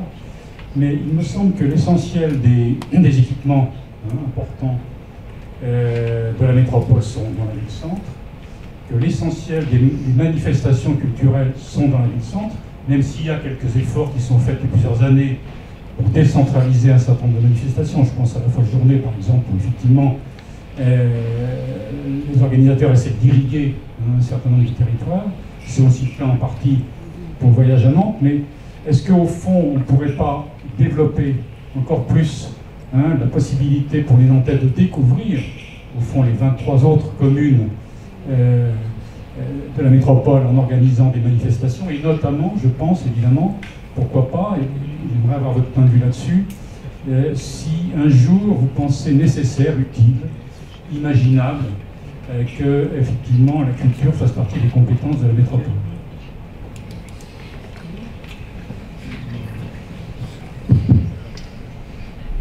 C'est une grande question. D'abord, je voudrais rappeler qu'au début du mandat, on a transféré un certain nombre d'équipements à la métropole. Je prends un exemple concret. Le Grand Musée d'Art de Nantes était un équipement ville de Nantes. Il est devenu un équipement métropolitain. Est-ce qu'en faisant cela, cela aurait éloigné le musée de la ville de Nantes ou des autres communes de la métropole. Je crois que c'est l'inverse qui s'est passé. Pourquoi? Je vois Michel Gressus, pardon, excuse-moi. Je vois Martine Lejeune, mais excuse Martine, qui est là, la maire de Bougnay. Avec les maires, quand on a décidé de transférer un certain nombre d'équipements culturels à la métropole, on a assorti ça d'une décision collective sur l'accessibilité de ces équipements. Et par exemple, nous avons décidé que le musée deviendrait gratuit pour tous les scolaires de la métropole. Et concrètement, ce sont des dizaines de milliers d'enfants de toutes nos communes qui ont pu avoir accès à la grande qualité de l'offre culturelle qui est proposée au musée. Ça, c'est la première chose que je voulais dire pour dire comment, à un moment donné, on utilise la puissance de la métropole au service du plus grand nombre, dans la plus grande proximité avec les communes et avec les acteurs des communes. Donc, ça, c'est le premier élément que je voulais évoquer. Le deuxième, vous avez à raison dit qu'il y avait un certain nombre d'événements qui avaient été davantage délocalisés ou territorialisés. Ce n'est pas tout à fait le fruit du hasard, si vous me permettez cette expression. La folle journée, par exemple, qui démarre par 7 concerts simultanés dans les communes de la métropole, c'est une commande politique, je le dis comme tel, parce que c'était un choix stratégique qu'on avait partagé avec les maires. Et effectivement, l'équipe de la folle journée, René Martin, Joël Guérivin, s'est totalement saisie de cette demande, mais je le dis parce que ça veut dire que quand c'est une volonté, quand c'est un souhait, c'est possible. Nous avons exprimé très fortement cette volonté, les organisateurs s'en sont saisis, et je crois pouvoir dire qu'à chaque endroit où il y a eu concert simultané, ça a été extrêmement apprécié par l'ensemble des habitants. Ensuite, est-ce que la culture doit devenir une compétence métropolitaine? Je ne ferme pas la question définitivement, mais je vous dis intuitivement comme je le ressens. Intuitivement, pour moi, la réponse est non. Parce que, je vais vous parler très franchement, moi je revendique de monter sur la métropole, je revendique de mener sur la ville de Nantes, par contre, une politique culturelle qui est totalement cohérente avec les marqueurs politiques qui sont les miens. Je revendique de mener sur la ville de Nantes une politique culturelle de gauche. Est-ce que ça empêche de travailler avec l'ensemble des communes sur un certain nombre de projets communs? Non. Mais est-ce que chacun doit pouvoir garder la liberté de la vision politique qui est la sienne? Je crois que oui. Je vais vous donner un exemple. Au début du mandat, on a voulu regarder si on pouvait aller plus loin sur l'intégration des réseaux de lecture de bibliothèques et de médiathèques municipales. J'ai dit très bien, faisons sous le principe du volontariat et les maires qui le souhaitent, montons un groupe de travail pour regarder si on allait plus loin. Parce que c'est vrai qu'il y a certaines de nos médiathèques ou de bibliothèques, quand on se place du point de vue de l'habitant, parfois, je vais prendre un exemple, quand vous habitez à Nantes, du côté du quartier de Bellevue, vous avez la Maison des Arts de Saint-Herblain qui est à 200 mètres. Et donc en tant que famille, vous avez envie de pouvoir aller aux deux endroits et c'est bien naturel. Et on s'est rendu compte, en faisant un diagnostic tous ensemble, qu'il y avait des politiques tarifaires, par exemple, qui étaient extrêmement différentes. Ça veut dire qu'il y a deux options. Soit on est capable d'aller chercher des consensus et des compromis, en disant, eh bien, chacun fait une part du chemin, soit on dit, bah non, là, il n'y a pas matière à aller chercher un consensus, parce qu'il y a des options différentes, et chacune de ces options se respecte, mais ce n'est pas la même. Et c'est la raison pour laquelle je suis pour ma part réservée à ce que la culture devienne totalement une politique métropolitaine. Je pense qu'on a passé un cap dans le mandat en transférant les équipements culturels. Je pense qu'on pourrait aller au-delà. Je vais vous donner un exemple. On a sur la métropole une montée de l'appétence sur le théâtre amateur. C'est très net. C'est vrai dans de très nombreuses communes. On pourrait très bien imaginer que demain, on ait un schéma intercommunal ou métropolitain sur le théâtre amateur. Je crois que par sujet, comme ça, on pourrait se saisir de cette question. Je ne suis pas sûre que pour cela, on soit obligé que la question de la culture devienne totalement une compétence métropolitaine, parce que je crois qu'il y a des vrais choix d'options. Moi, je crois à une culture exigeante. Je crois qu'on n'est pas obligé de choisir entre l'exigence et la démocratisation de la culture. Je crois à la culture comme vecteur d'émancipation. Je crois que le politique n'a jamais à dire si une programmation culturelle est juste. Moi, j'ai toujours mis un point d'honneur, par exemple, à ne jamais faire intrusion dans une programmation culturelle. Elle me plaît ou elle me déplaît. C'est le rôle de la culture. Et là, il peut y avoir ici ou là des options différentes. En tout cas, moi, je ne suis pas prête à transiger sur ce niveau d'exigence sur la liberté culturelle. Alors, oui, une question devant. Bonjour Madame la Présidente, donc Guillaume, membre du bureau de l'association nantaise Aménagement et Urbanisme. J'avais une question. Collez bien le micro. Donc Guillaume Solon, membre du bureau de l'association nantaise Aménagement et Urbanisme. En fait, j'avais une question et aussi des inquiétudes à vous faire partager. La question, c'était par rapport aux participations citoyennes et des jeunes aussi. Je voulais savoir en fait qu'est-ce qu'avait prévu la métropole pour améliorer la participation des citoyens et des jeunes. Parce que, en discutant avec mes jeunes amis, on se posait souvent la question à quel moment du processus d'un projet on prend réellement en compte les avis des citoyens.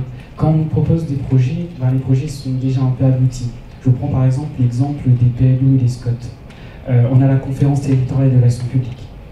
La majorité des personnes, c'est des chambres consulaires, c'est des grandes personnes dans la vie économique et politique de la ville. Mais pourquoi pas solliciter l'avis, par exemple, des citoyens et des jeunes à cette phase de projet qui pourrait inclure l'avis et les idées des personnes qui vivent dans la ville, pour éviter par exemple des conflits, des projets comme on a vu par exemple pour l'hôpital des transferts sur l'île de Nantes, ou encore par exemple l'arbre Héron qui va s'implanter dans le quartier de Bas-Champniers. J'ai discuté avec Chiara Orifis et je lui ai en fait dit qu'il y avait quand même des habitants qui étaient un peu pas forcément pour le projet, ils avaient une peur de la gentrification, peur de quitter le quartier parce qu'ils ne pourront plus forcément y vivre avec le foncier qui va augmenter. Donc il y a plein de choses qui ne sont pas prises en compte. Et du coup, je me dis qu'aujourd'hui, il faut la place pour des jeunes ou des citoyens dans les concertations, dans les arènes de la ville, enfin, conseil municipal, conseil de développement. Je vois pas beaucoup de jeunes, donc je suis un peu interpellé. Il faudrait peut-être améliorer tout ça pour que... peut-être revoir la stratégie de faire partager les informations, parce que c'est dommage et à chaque fois on est toujours à se dire en fait on nous propose déjà quelque chose, de dialoguer sur quelque chose qui est déjà mis en place. Donc, voilà. Merci Guillaume. Alors, vous êtes cordialement invité au Conseil de développement. N'hésitez pas à venir. On va prendre peut-être une deuxième question et puis on va essayer, je suis désolé, mais on va essayer de raccourcir un peu pour donner la parole à le plus de monde possible. Alors, Jean-Pierre de Tourneux, je voudrais vous faire part de trois préoccupations de la Fédération des acteurs de la solidarité. La première, c'est le logement d'abord.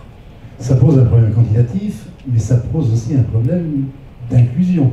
La société inclusive, c'est un travail au niveau de faire accepter des gens différents dans différents lieux. Et là, c'est une question qui me préoccupe beaucoup, à la fois sur le plan quantitatif, où en est-on aujourd'hui, et puis sur un engagement sur la dimension inclusive.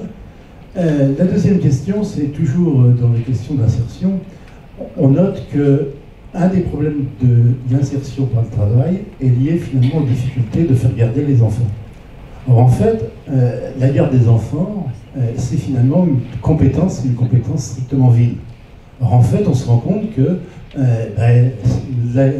les personnes, à la fois sur leur lieu de travail et sur leur lieu d'hébergement, ne connaissent pas les limites de la ville. La deuxième question, et puis la troisième question, c'est, je dirais, où en est-on, quel projet, quelle perspective du côté, à la fois de la question des migrants, mais qui est aussi la question de l'intégration des réfugiés. Je crois que c'est une question qu'il ne faut pas oublier.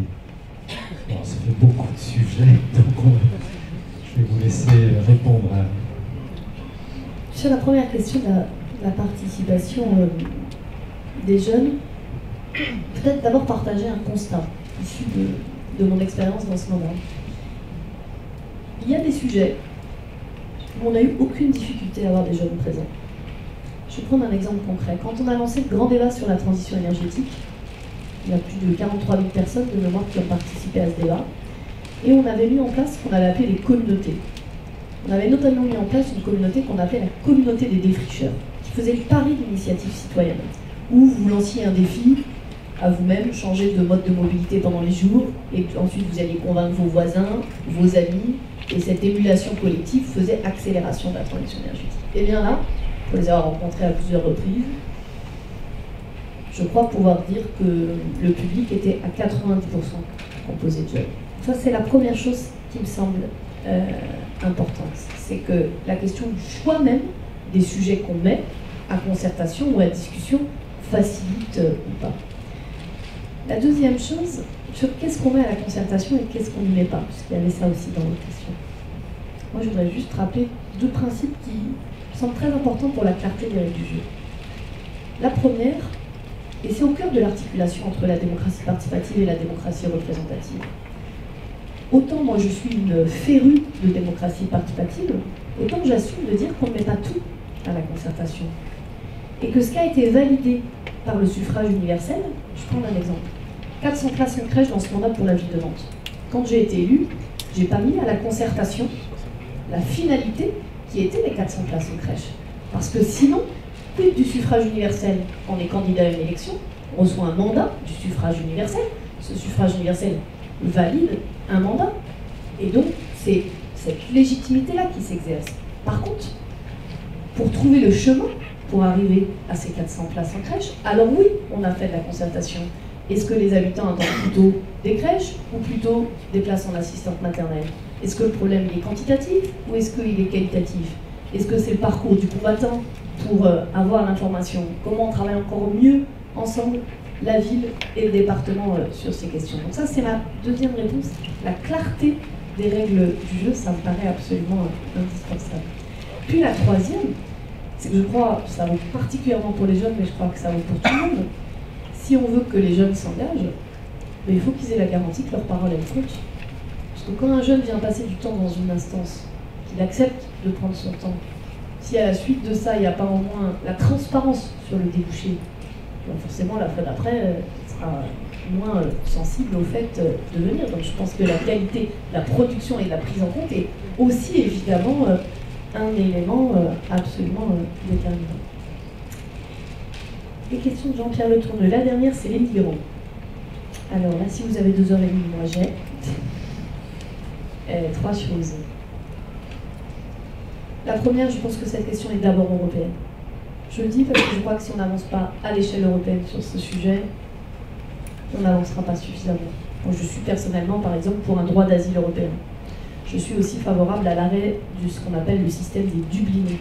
Le système des Dublinés, je le dis en 2 mots, c'est quelqu'un qui arrive en Italie aujourd'hui, qui fait sa demande en Italie, qui n'a pas de réponse, qui ne sait pas donc où se poser, qui arrive ensuite dans un autre pays. Il passe des mois à faire la queue à la préfecture, donc cela embolise l'ensemble du système, c'est sûrement pas de sa faute, et à la fin, quand il arrive au bureau, on dit « Désolé mon petit monsieur, mais système des Dublinés, on ne peut pas étudier votre demande. » Tout le monde sait. Tout le monde sait que ça ne marche pas. Tout le monde sait que c'est inefficace. Là, pour le coup, c'est une simple question de pragmatisme. Donc d'abord, pour moi, cette question, elle doit être pensée à l'échelle européenne. C'est une nécessité. 2, la France a un certain nombre de principes fondamentaux. Et moi, je crois que c'est important dans la période dans laquelle on est de rappeler un certain nombre de principes de la République. Et dans ces principes de la République française, il y a le droit d'asile. C'est extrêmement important, c'est au cœur de notre histoire. Un jour, un journaliste parisien me dit « Est-ce que vous êtes, vous qui êtes une farouche partisane de la décentralisation, est-ce que vous êtes pour la décentralisation des politiques migratoires ?» J'ai dit « Sûrement pas. Moi, sur la sécurité, sur l'éducation et sur les politiques migratoires, je suis une régalienne. Assumée. Parce que si on décentralisait ça, ça veut dire que demain, un maire Front National, je dis des choses comme je les pense, pourrait penser une politique migratoire. Et je crois qu'alors on s'éloignerait totalement du chemin qui est celui de la France, patrie des droits de l'homme et des valeurs républicaines qui ont consacré le droit d'asile. Pour finir sur la situation nantaise, si j'ai pris l'été dernier cette décision difficile de mettre à l'abri 700 personnes, c'était justement au nom du droit d'asile. Quand le directeur de l'OFPRA m'a dit que 95% de ces personnes étaient des demandeurs d'asile, ça ne veut pas dire que la France est tenue de leur accorder l'asile à la fin du processus, c'est pas ça ce que disent les textes. Ça veut dire par contre que l'État est tenu de le mettre à l'abri le temps que les démarches soient faites. Ça a sans doute été une des décisions les plus difficiles du mandat. Les plus difficiles parce que, d'abord administrativement, on n'était pas prêt, parce que pour le coup, c'est pas la compétence de la ville, et que ça s'improvise pas. Vous savez quel processus j'ai utilisé pour gérer la mise à l'abri des 700 personnes? Quelque chose qu'on appelle le plan communal de sauvegarde. Un certain nombre ici se souviennent certainement de cette histoire de nuages toxiques qu'il y avait eu. Je regarde Patrick Maréchal, je ne me rappelle plus l'année, mon cher Patrick et moi. En 87. 86 ou À la suite de cet épisode, la ville de Nantes s'est dotée d'un plan communal de sauvegarde pour se dire, quand il y a des situations compliquées comme ça, il faut qu'on puisse être réactif. Et donc, j'ai fait le choix d'activer ce plan communal de sauvegarde pour permettre la mise à l'abri de ces 700 personnes. Et je le dis parce que si je l'ai fait, c'était parce qu'à un moment, j'ai considéré que, au-delà des préconisations, au-delà des responsabilités juridiques, c'était ma responsabilité politique et citoyenne de le faire. Mais dans le même temps, si je n'avais pas eu une administration capable de répondre à ça, capable d'être réactive, capable d'être inventive, alors ça n'aurait pas été possible. Et de ces moments-là découlent aussi des choses assez étonnantes. Je vous donne juste un exemple. Le nombre de salariés de la ville et de la métropole que j'ai vu, qui s'étaient portés volontaires, parce qu'il y avait une partie, entre guillemets, de réquisition, puis une partie de volontariat, qui m'ont dit, me retrouver avec mon chef de service à distribuer des repas dans un gymnase, ça a changé le regard que j'avais sur le rôle de l'un et de l'autre, et réciproquement. C'est aussi cette capacité du service public à se réinventer, à ce qui se passe un certain nombre de choses. Enfin, et pour finir, cette question, elle se pose aujourd'hui dans toutes les grandes villes. Et je peux vous dire que tous les maires de France, toute sensibilité politique confondue, disent la politique d'asile dans ce pays doit être revue. Quand on parle autant de la transition écologique aujourd'hui, et qu'on a en tête que demain, il y aura plus de réfugiés climatiques que de réfugiés économiques. Alors si on croit que cette question est conjoncturelle, et qu'on peut se cacher derrière son petit doigt, attendre que ça passe et que ça va se résoudre tout seul, je crois, un, qu'on ne règle pas la situation, deux, on prend des risques du point de vue de la tranquillité publique, de la tenue des espaces publics, et, permettez-moi de le dire, on fait le lit des populistes quand on refuse de traiter ces questions sérieusement. J'en ai oublié tes deux premières questions. Je prolonge juste sur cette question de l'asile pour dire que le Conseil de développement reçoit Pascal Brice le lundi 17 juin sur cette question des politiques d'asile. Donc si c'est un sujet qui vous intéresse, n'hésitez pas à venir. Sur les deux autres questions, il s'agissait du logement. Du logement. Maintenant, la question, on est finalement sur le logement d'abord, à la fois sur un plan quantitatif et puis sur un plan de ce que repose sur la société inclusive. Ça veut dire qu'on ne peut pas avoir des ghettos. Ok. On prend une autre question tout de suite, alors on garde celle-là. Allez-y. Oui, merci. Moi, je vais avoir une question transversale qui va aussi bien concerner l'aspect santé, l'aspect logement, parce qu'il y aura un impact urbain. Donc, Joël Savaget, président du COSETA, collectif des citoyens exposés au trafic aérien. J'ai déjà rencontré Madame la Présidente il y a 15 jours pour évoquer ce sujet, et je suis toujours surpris que ce sujet ne soit pas abordé avec... il y a eu depuis une semaine le lancement de la concertation pour le raménagement de Nantes Atlantique, qui va... Alors, je sais bien que la Présidente, comme beaucoup de corps intermédiaires, sont les deuxièmes victimes après nous sur ce délit de démocratie, parce qu'encore une fois, effectivement, c'est l'État qui porte ce projet, mais encore faut-il que d'informer et de dire aux citoyens de participer à cette concertation, parce qu'il y a quand même des enjeux majeurs pour les 50 ans à venir. Il va y avoir un impact direct sur le centre-ville de Nantes. Est-ce que Nantes Métropole va accepter que Saint-Émilion-de-Grandlieu soit éradiqué de Nantes Métropole, que Bougnay soit partiellement aussi, on va avoir un Bougnay-les-Couettes qui va devenir un Goussainville. Donc, moi j'aimerais vous entendre encore une fois sur cette problématique qui va être déterminante pour les décennies à venir. Vous voulez répondre sur le logement? Je vais répondre sur les deux, naturellement.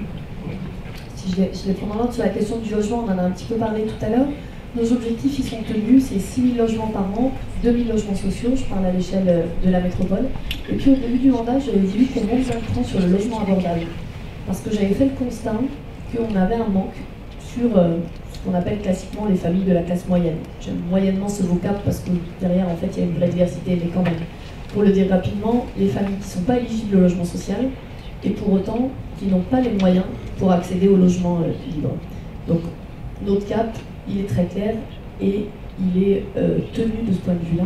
La deuxième, sur cette entrée davantage du logement d'abord et comment le logement fait inclusion, c'est la question de la répartition aussi des logements et de la diversité des logements. Je vais vous donner un exemple. Je me suis battue avec l'Agence nationale de renouvellement urbain. Vous savez peut-être qu'on a 4 grands projets politiques de la ville. Bellevue, Nantes-Nord, Bautières, Dervalières. On a obtenu l'enveloppe nationale la plus forte. J'ai été personnellement défendre nos projets auprès de l'enveloppe. Mais je me suis battue avec eux sur un sujet sur lequel j'étais en désaccord, c'était sur le projet de Bellevue. À Bellevue, on va faire des réhabilitations, mais on va aussi faire de la démolition. Parce que moi qui suis profondément attachée à nos quartiers populaires, je dis que dans les quartiers populaires, il faut du logement social, mais il faut aussi du logement abordable, mais il faut aussi du logement libre. Parce que si on ne fait pas la diversité de logement, eh bien, il ne faudra pas s'étonner qu'on n'ait pas de la diversité ensuite dans nos écoles. Le sujet n'est pas qu'une question de sectorisation et de carte scolaire, c'est d'abord dans le domaine de logement. Et quand à Bellevue, on a annoncé qu'on voulait démolir, sanitaire et tout, l'ANRU nous a dit « Ah oui, mais vous devez reconstruire ». On a dit « Oui, on va reconstruire. On ne va pas reconstruire à Bellevue. Parce que nous, on a une logique métropolitaine. Parce que nous, on pense les choses à l'échelle de la métropole. Et que si on veut améliorer le parcours résidentiel, qu'on habite à Saint-Jean-de-L'Oiseau, qu'on habite à Bellevue, qu'on habite dans le centre-ville, on doit penser les choses à l'échelle métropolitaine. Donc je crois que cette question, avec ce regard de l'inclusion, c'est vraiment dans cette logique de parcours, en tout cas, qu'on essaye de la penser. Sur le réaménagement de l'aéroport, je vais redire de plus, puisqu'on s'est vu, vous l'avez dit, il y a une quinzaine de jours, sur ce sujet qui, je vous l'ai dit, je le redis, m'a personnellement mis en colère. Je l'avais dit clairement, ma position sur l'aéroport a toujours été connue, j'étais favorable au transfert. Je le dis parce que dans la période actuelle, quand on me dit parfois vous préférez ça ou ça, j'ai parfois envie de répondre. Je vous rappelle que si on était favorable au transfert, c'est bien parce que nous considérions que c'était la meilleure option. Et que sur ce sujet, il faut que tout le monde prenne ses responsabilités et se rappeler d'où vient l'histoire. Alors on ne va pas ici refaire tout le débat, mais l'État avait un projet, il a fait le choix d'abandonner ce projet, et aujourd'hui il fait le choix de nous dire qu'il veut réaménager Nantes-Atlantique. Je crois qu'on doit ensemble tirer les leçons de ce qui s'est passé dans l'histoire. Et moi j'ai eu 2 temps dans ma réaction. Le premier, ça a été de dire très fortement ce que j'en pensais. J'ai utilisé des mots forts. J'ai dit qu'il y avait une trahison du Grand Ouest et j'ai dit qu'il y avait un déni de démocratie. Je crois qu'on peut difficilement faire plus fort. Et puis ensuite, j'ai aussi dit que le territoire devait rebondir. Que l'intérêt du territoire, ce n'était pas de refaire le match pendant les 40 prochaines années. Donc je crois que ce qui est indispensable au moment où on est, et vous l'avez parfaitement rappelé, au moment où cette question, l'enquête publique du débat va s'ouvrir, c'est la transparence totale. Moi, je me bats pour que sur toutes les facettes de ce sujet, nuisance sonore, santé, développement économique, emploi, environnement, que les citoyens aient la connaissance et la transmission de toutes les données qui concernent ce sujet. Ça me paraît absolument indispensable parce que si on veut un débat de la meilleure qualité possible, il faut que tout soit mis sur la table. Il ne peut pas y avoir un scénario plus mis sur la table qu'un autre. Tout doit être posé en transparence pour que chacun puisse se faire sa propre opinion sur le sujet. J'invite un deuxième élément. Le territoire ne peut pas se retrouver l'otage de discussions compliquées entre l'État et le concessionnaire. Ce n'est pas possible. Moi, ce n'est pas mon problème de savoir si c'est l'État ou Vinci qui doit payer les parkings. Ce que je sais, c'est que ça ne pourra pas durer éternellement comme c'est aujourd'hui. Et qu'à un moment, il faut que des positions soient prises. Donc moi, en tant que présidente de la métropole, je n'accepterai pas que les complexités entre le concessionnaire et l'État viennent bloquer le territoire. Ensuite, la troisième chose, c'est les discussions que nous avons effectivement avec les maires de la métropole, avec Martine Lejeune, avec Jean-Claude Lemasson, avec Gérard Allard. Parce que, évidemment, que comme maire, notre principale préoccupation, notre première préoccupation, c'est la protection des populations. C'est la raison pour laquelle j'insiste autant sur la transparence. Les citoyens doivent savoir, dans chacune des hypothèses, ce qu'il va se passer demain. Donc moi j'invite le plus grand nombre à se mobiliser, à s'exprimer, à donner à voir de son point de vue, à dire pourquoi dans une grande ville, dans une grande métropole, le développement économique c'est important, ces voix doivent s'exprimer, à dire pourquoi eh bien, un survol quotidien pose des questions du point de vue sonore. J'ai rencontré le collectif qui travaille sur les sujets de santé, sur ces sujets. Je crois vraiment que c'est indispensable que le territoire puisse s'exprimer. Et c'est pas facile. C'est pas facile parce que la vérité, et je suis sûre que vous l'entendez comme moi, c'est que nombre d'acteurs disent est-ce que cette fois ça vaut encore la peine d'y aller? Est-ce que cette fois, quelles que soient les opinions et les convictions des uns et des autres, notre parole sera respectée? Alors dans votre conseil qui a beaucoup parlé, des conditions réunies pour un débat démocratique et collectif de qualité, je crois. Certains ont écrit quelques ouvrages récemment, qu'il y aurait toute une histoire à raconter ou à re-raconter. Ce qui est certain, c'est que s'il n'y a pas de transparence, il ne peut pas y avoir qualité du débat démocratique. Oui, question. Bonsoir, Françoise Belleport, Conseil développement, c'est plus un témoignage.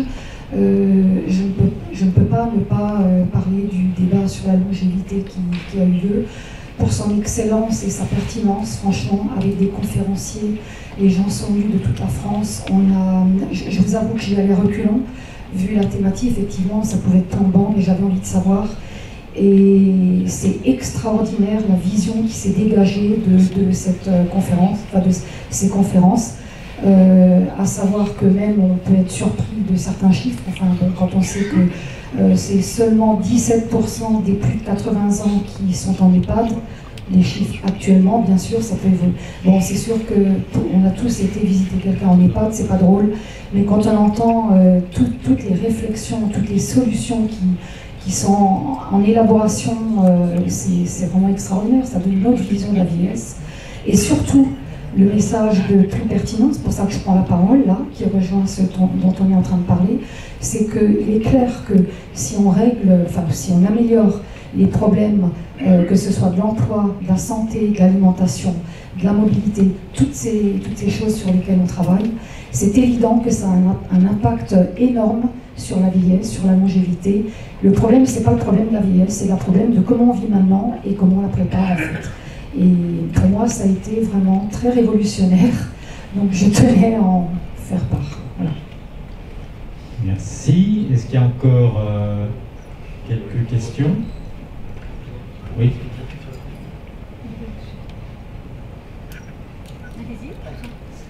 Bonjour, je m'appelle Arthur Le Bihan, je suis étudiant à Sciences Po Rennes. Durant la présentation sur le PowerPoint, il y a quelque chose qui m'a interloqué, c'est qu'on a parlé de sécurité et surtout besoin de sécurité surtout pour les filles. Donc déjà, je ne sais pas si on pouvait repréciser pourquoi ce besoin différencié en fonction du sexe. Et je voulais savoir si, autre sujet, à l'échelle métropolitaine,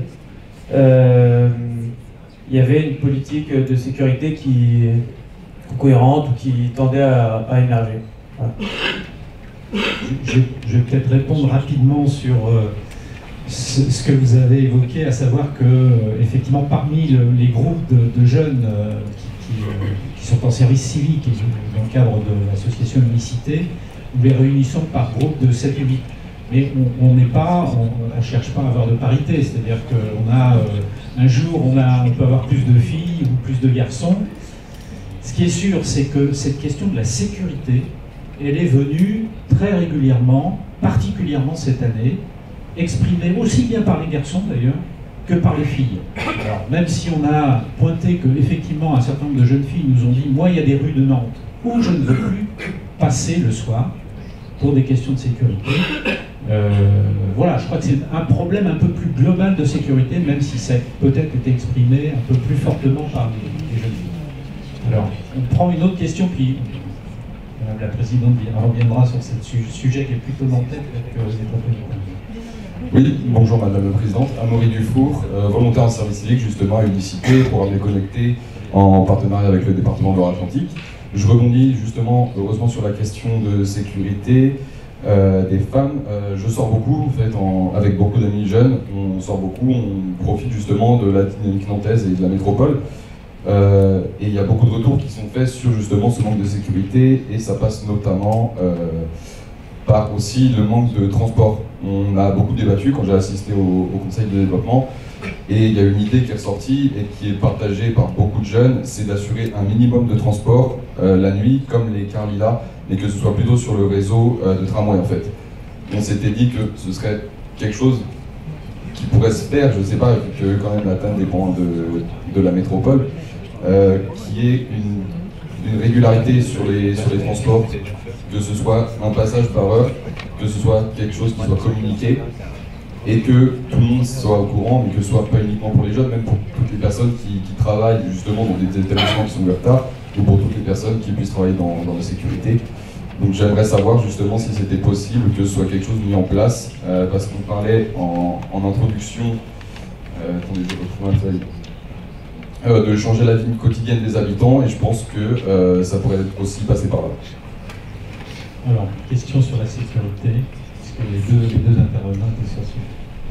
Question sur la sécurité à l'échelle de la métropole. Est-ce qu'il y a une politique de sécurité à l'échelle de la métropole? Non. Par contre, il y a eu une avancée dans ce mandat, là aussi. D'abord, la question de la sécurité, c'est d'abord une compétence de l'État. Je le redis parce que là aussi, si on veut pouvoir avancer sur ces sujets, c'est important d'identifier clairement là où sont les leviers. La lutte contre le trafic de drogue, la lutte contre le trafic d'armes, c'est et ça restera la compétence de l'État.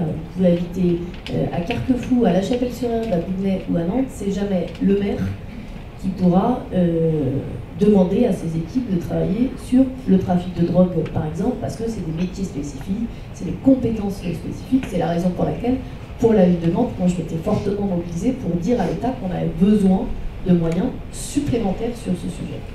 La deuxième chose, c'est que cette question, elle n'est évidemment pas spécifique à la métropole nantaise. Je le dis ce soir, je n'avais pas prévu de le dire, mais puisque la question vient, j'ai pris l'initiative avec Jean-Luc Moudin, alors là, je suis ma directrice du cabinet qui va s'inquiéter parce que je crois que tout n'est pas encore validé, mais c'est pas grave, on va faire comme si tout l'était par nos homologues.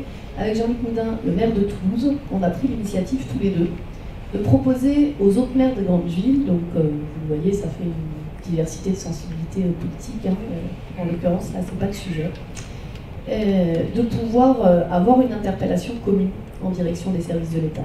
Parce que dans toutes les grandes villes, aujourd'hui, on est confronté aux mêmes difficultés. Donc ne soyez pas surpris si demain, après-demain ou la semaine prochaine, vous voyez une tribune conjointe à l'initiative et celle de Jean-Luc Moudin qui réunit tous les maires de grandes villes sur ce sujet. Ce sera la suite de ce que je vous dis là, parce que cette question, effectivement, interpelle partout dans le pays. Ensuite, dans ce mandat, on a fait le choix de mutualiser les questions de vidéoprotection de caméras. Vous savez peut-être, sur la ville de Nantes, historiquement, il n'y avait pas de caméra, il y avait un principe posé.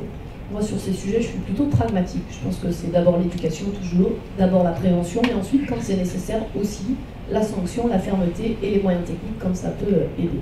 Donc on a fait le choix sur la ville de Nantes d'installer des caméras, 24 heures sur 24, 7 jours sur 7, avec des gens derrière les caméras. Je le dis, mais ça change tout, parce qu'il y a des villes qui font de la com, qui mettent des caméras, si vous n'avez personne derrière à les regarder, ça ne sert absolument à rien. Donc ça, on l'a pensé, on l'a proposé à l'échelle métropolitaine, sur le principe du volontariat, c'est-à-dire qu'on a monté ce qu'on a appelé un centre de supervision urbain. On a dit aux communes de la métropole, celles qui sont intéressées, eh bien, mutualisons nos moyens sur ce sujet pour avoir un centre de supervision unique. Là aussi, par contre, je ne pense pas que demain on puisse aller vers une politique unique de sécurité à l'échelle de la métropole. Pourquoi? D'abord parce que je l'ai dit, la sécurité c'est d'abord une compétence de l'État, et ensuite parce qu'il y a des situations très difficiles selon les communes, très différentes. Il y a des communes aujourd'hui sur la métropole où il n'y a pas du tout de police municipale par exemple. C'est un choix du maire de la ville depuis très longtemps. Donc forcément, il y a des situations très différentes, mais vous voyez, ça ne va pas empêcher d'avancer sur des mutualisations quand ça nous permet d'être plus efficace.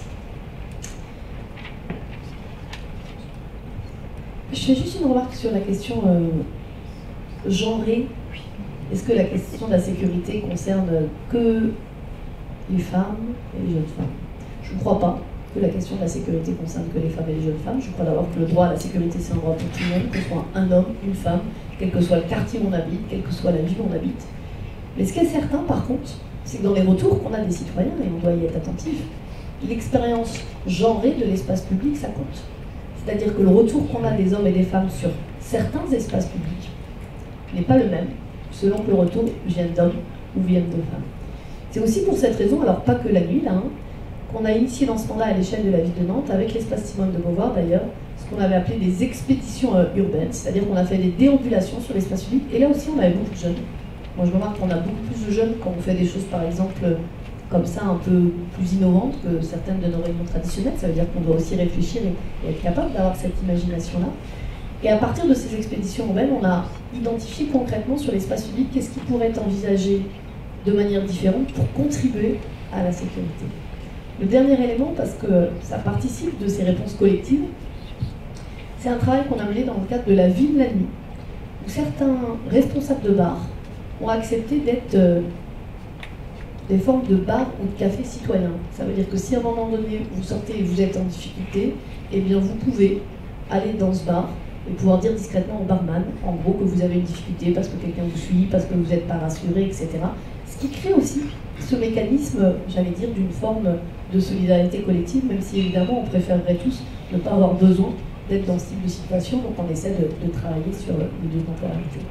Et puis sur la question du transport, alors là aussi dans le cadre de la démarche de la ville la nuit, qui est vraiment une démarche dialoguée, je rappelle l'historique, 2014, élection des maires de nuit au moment de la campagne municipale. Moi j'assume de dire qu'il y a des idées, c'est les responsables qui les ont, puis il y a des idées, elles viennent des citoyens, quand elles sont bonnes, il faut les prendre. Et celle-là, elle ne venait pas de nous, elle ne venait pas de l'équipe municipale, elle est née dans la tête de citoyens qui avaient organisé cette démarche de la ville la nuit. À la suite de ça, quand j'ai été élue, j'ai proposé pour la première fois qu'il y ait une délégation à la nuit. C'est Benjamin Maudeville dans mon équipe qui est en charge de ce sujet. Et puis les services de l'administration se sont organisés pour proposer une démarche transversale. Et le grand défi, c'était comment, comme souvent dans ces cas-là, on n'a pas un tête-à-tête exclusif entre des riverains qui veulent dormir et des responsables de bars qui voudraient faire tourner leur activité économique. Et quand on s'est mis à travailler, on s'est rendu compte que le sujet est en fait beaucoup plus large que ça. Il y avait des questions de santé, qu'il y avait des questions économiques. Un emploi sur 5 à Nantes est lié de près ou de loin à la question de la nuit. Ce travail d'analyse préalable, il est aussi essentiel pour trouver les bonnes réponses. Et puis c'est à la suite de ça que sur la question du transport, on a fait progresser deux choses. La première, c'est que avant il n'y avait pas de desserte tard des trams le jeudi soir. C'est ce qu'on a appelé les trams joker. Donc on a augmenté l'amplitude le jeudi soir et puis on a revu le parcours de Luciole. Et j'entends dans ce que vous dites qu'on n'est pas au bout du travail. Ça tombe bien, on est prêt à continuer à travailler. Alors, encore une question, Richard Marty. Oui, Richard Marty, donc je suis président du conseil de développement de Pornicallo, de Pédré, et puis membre du conseil de développement. Alors, je suis un peu binational. Et je vais vous parler de l'attractivité du territoire et de mobilité. Alors, l'attractivité du territoire de Nantes Métro est indéniable, c'était des chiffres tout à fait magnifiques, et figurez-vous que l'attractivité périphérique des zones comme Pornic, et puis on peut parler de La Baule également, est non moins considérable. Un des problèmes que nous rencontrons, et je voudrais avoir votre point de vue, Madame la Présidente, sur les relations et les aides que vous pouvez apporter à vos voisins, c'est de travailler sur l'embolie extraordinaire, notamment de la route de Pornic, les jours de beau temps, évidemment, et aussi de jours de congé.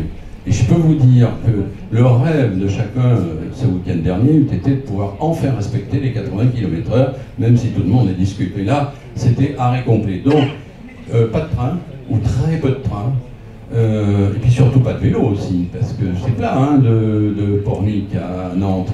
Donc, est-ce qu'on ne pourrait pas, avec l'aide de Nantes Métro, développer des pistes cyclables qui permettraient de désembaucher le week-end cette satanée route? Merci de votre réflexion. Pour prendre les compétences départementales.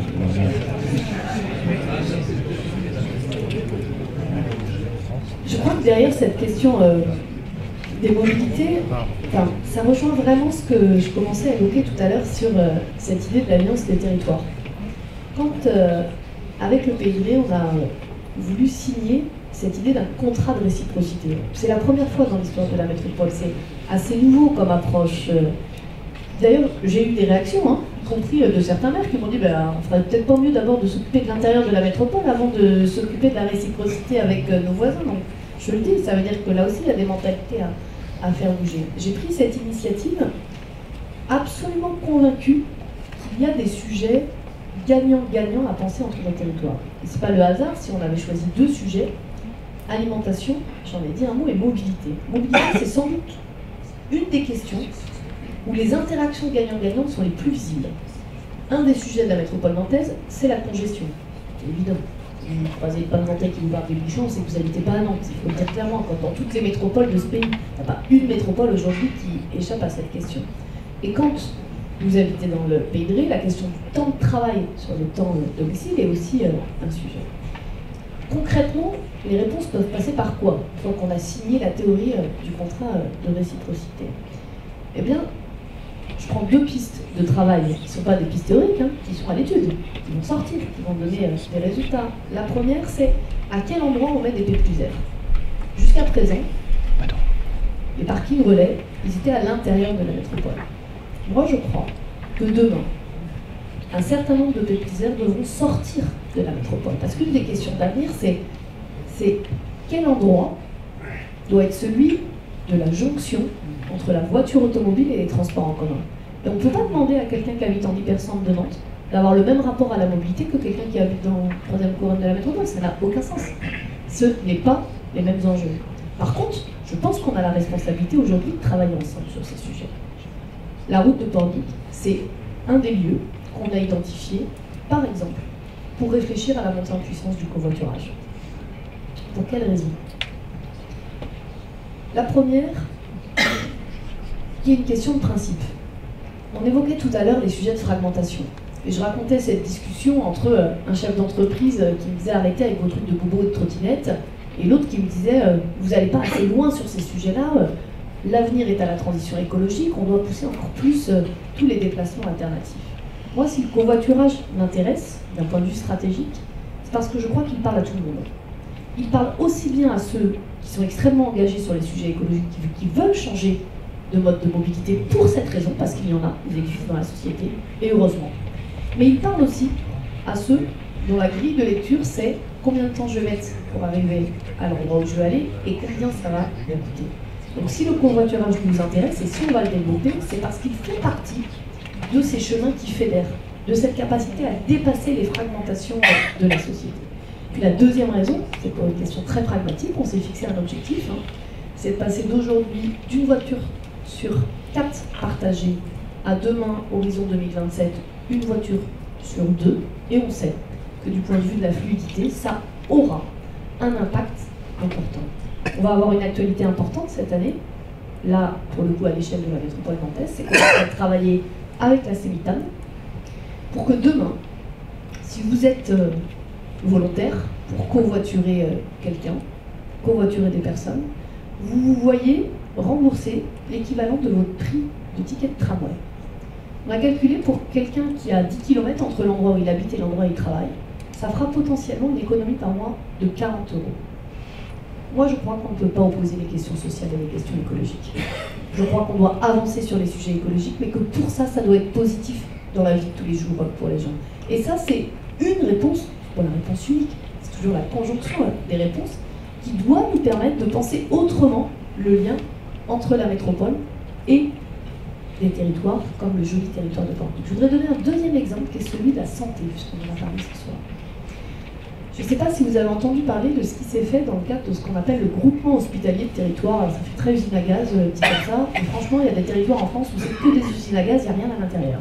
Mais sincèrement, je pense que sur notre territoire, y compris parce qu'il y a une équipe qui s'est beaucoup mobilisée, ça a donné des résultats très intéressants. Les élus d'Ancenis le disent aujourd'hui. Moi, je les ai entendus le dire au sein du GHT. Si une maternité a été maintenue à Ancenis, c'est parce qu'il y a des praticiens du CHU de Nantes qui ont donné une partie de leur quotité de travail à la maternité d'Ancenis. Quand aujourd'hui le sujet en France des maternités est aussi prégnant, eh bien voilà un exemple d'une coopération horizontale. Ils ne se sont pas demandé qui était le chef de qui. Est-ce que c'était Nantes qui était le chef d'Ancenis? Ils se sont dit, on a un intérêt conjoint. Pourquoi un intérêt conjoint? Pour Ancenis, c'est évident, c'est le maintien de la maternité. Mais pour ceux du CHU de Nantes qui l'ont fait, il y a aussi un enjeu. C'est la capacité à attirer des jeunes. Et la capacité à proposer des parcours professionnels à des jeunes et à ce que ça fasse partie pour eux d'une évolution, eh bien ça les a intéressés également. Donc moi je crois beaucoup à ces logiques de coopération par projet. Merci, je pense qu'on va arrêter notre échange, en tout cas dans cette forme-là. On pourra continuer autour du pot amical. Il y a encore une dernière question, Bruno? Alors, rapidement. Bruno Des, Conseil de développement. Madame la Présidente, je vais vous poser une question un peu abrupte pour conclure, concernant vos moyens d'agir. Vous avez dit la sécurité, c'est l'État, l'hôpital, c'est l'État, le périphérique, c'est l'État, l'aéroport, c'est l'État. Est-ce que vous vous sentez libre de vos mouvements avec cette prégnance de l'État? La sécurité, c'est l'État pour le trafic de drogue, le trafic d'armes et la grande délinquance. Si je considérais que la sécurité, c'était que l'État, j'aurais gagné 3,6 millions en termes d'investissement pour Nantes en matière de sécurité dans ce mandat et 1,8 million en termes de fonctionnement. J'aurais pas fait le choix d'augmenter de 20% l'effectif de la police municipale, j'aurais pas fait le choix d'ouvrir la maison de la tranquillité publique et j'aurais pas rompu avec un tabou nantais qui était celui de la vidéoprotection en installant 97 caméras 24 heures sur 24. Donc mon sujet, c'est simplement chacun son rôle, chacun son responsabilité, chacun son job. La police municipale, c'est pas la police nationale, mais il y a besoin de travailler ensemble sur ce sujet.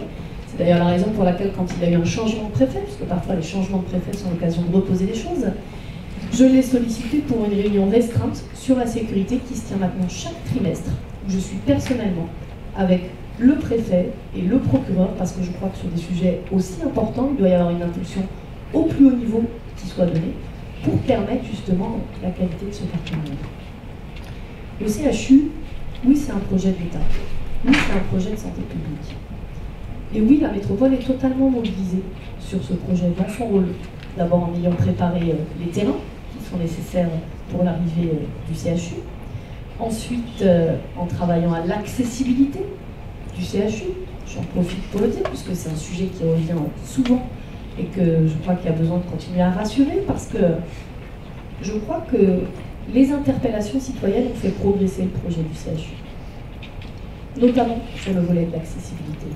Quand aujourd'hui on sait deux choses, que demain il y aura 1200 places de parking sous l'hôpital, parce que ça fait partie du cahier des charges, et qu'au total il y aura 1000 places de stationnement en plus, je crois vraiment que les interpellations citoyennes ont fait progresser la qualité du projet. Et puis c'est un projet soutenu par la métropole, parce que je rappelle que notre sujet à nous, c'est le U du CHU, Centre Hospitalier Universitaire, et que l'enjeu, c'est d'avoir à côté la faculté de médecine, les laboratoires et le CHU. Donc oui, là où elle est, la métropole est totalement partie prenante de ce projet, et puis elle est dans la responsabilité qui est la sienne.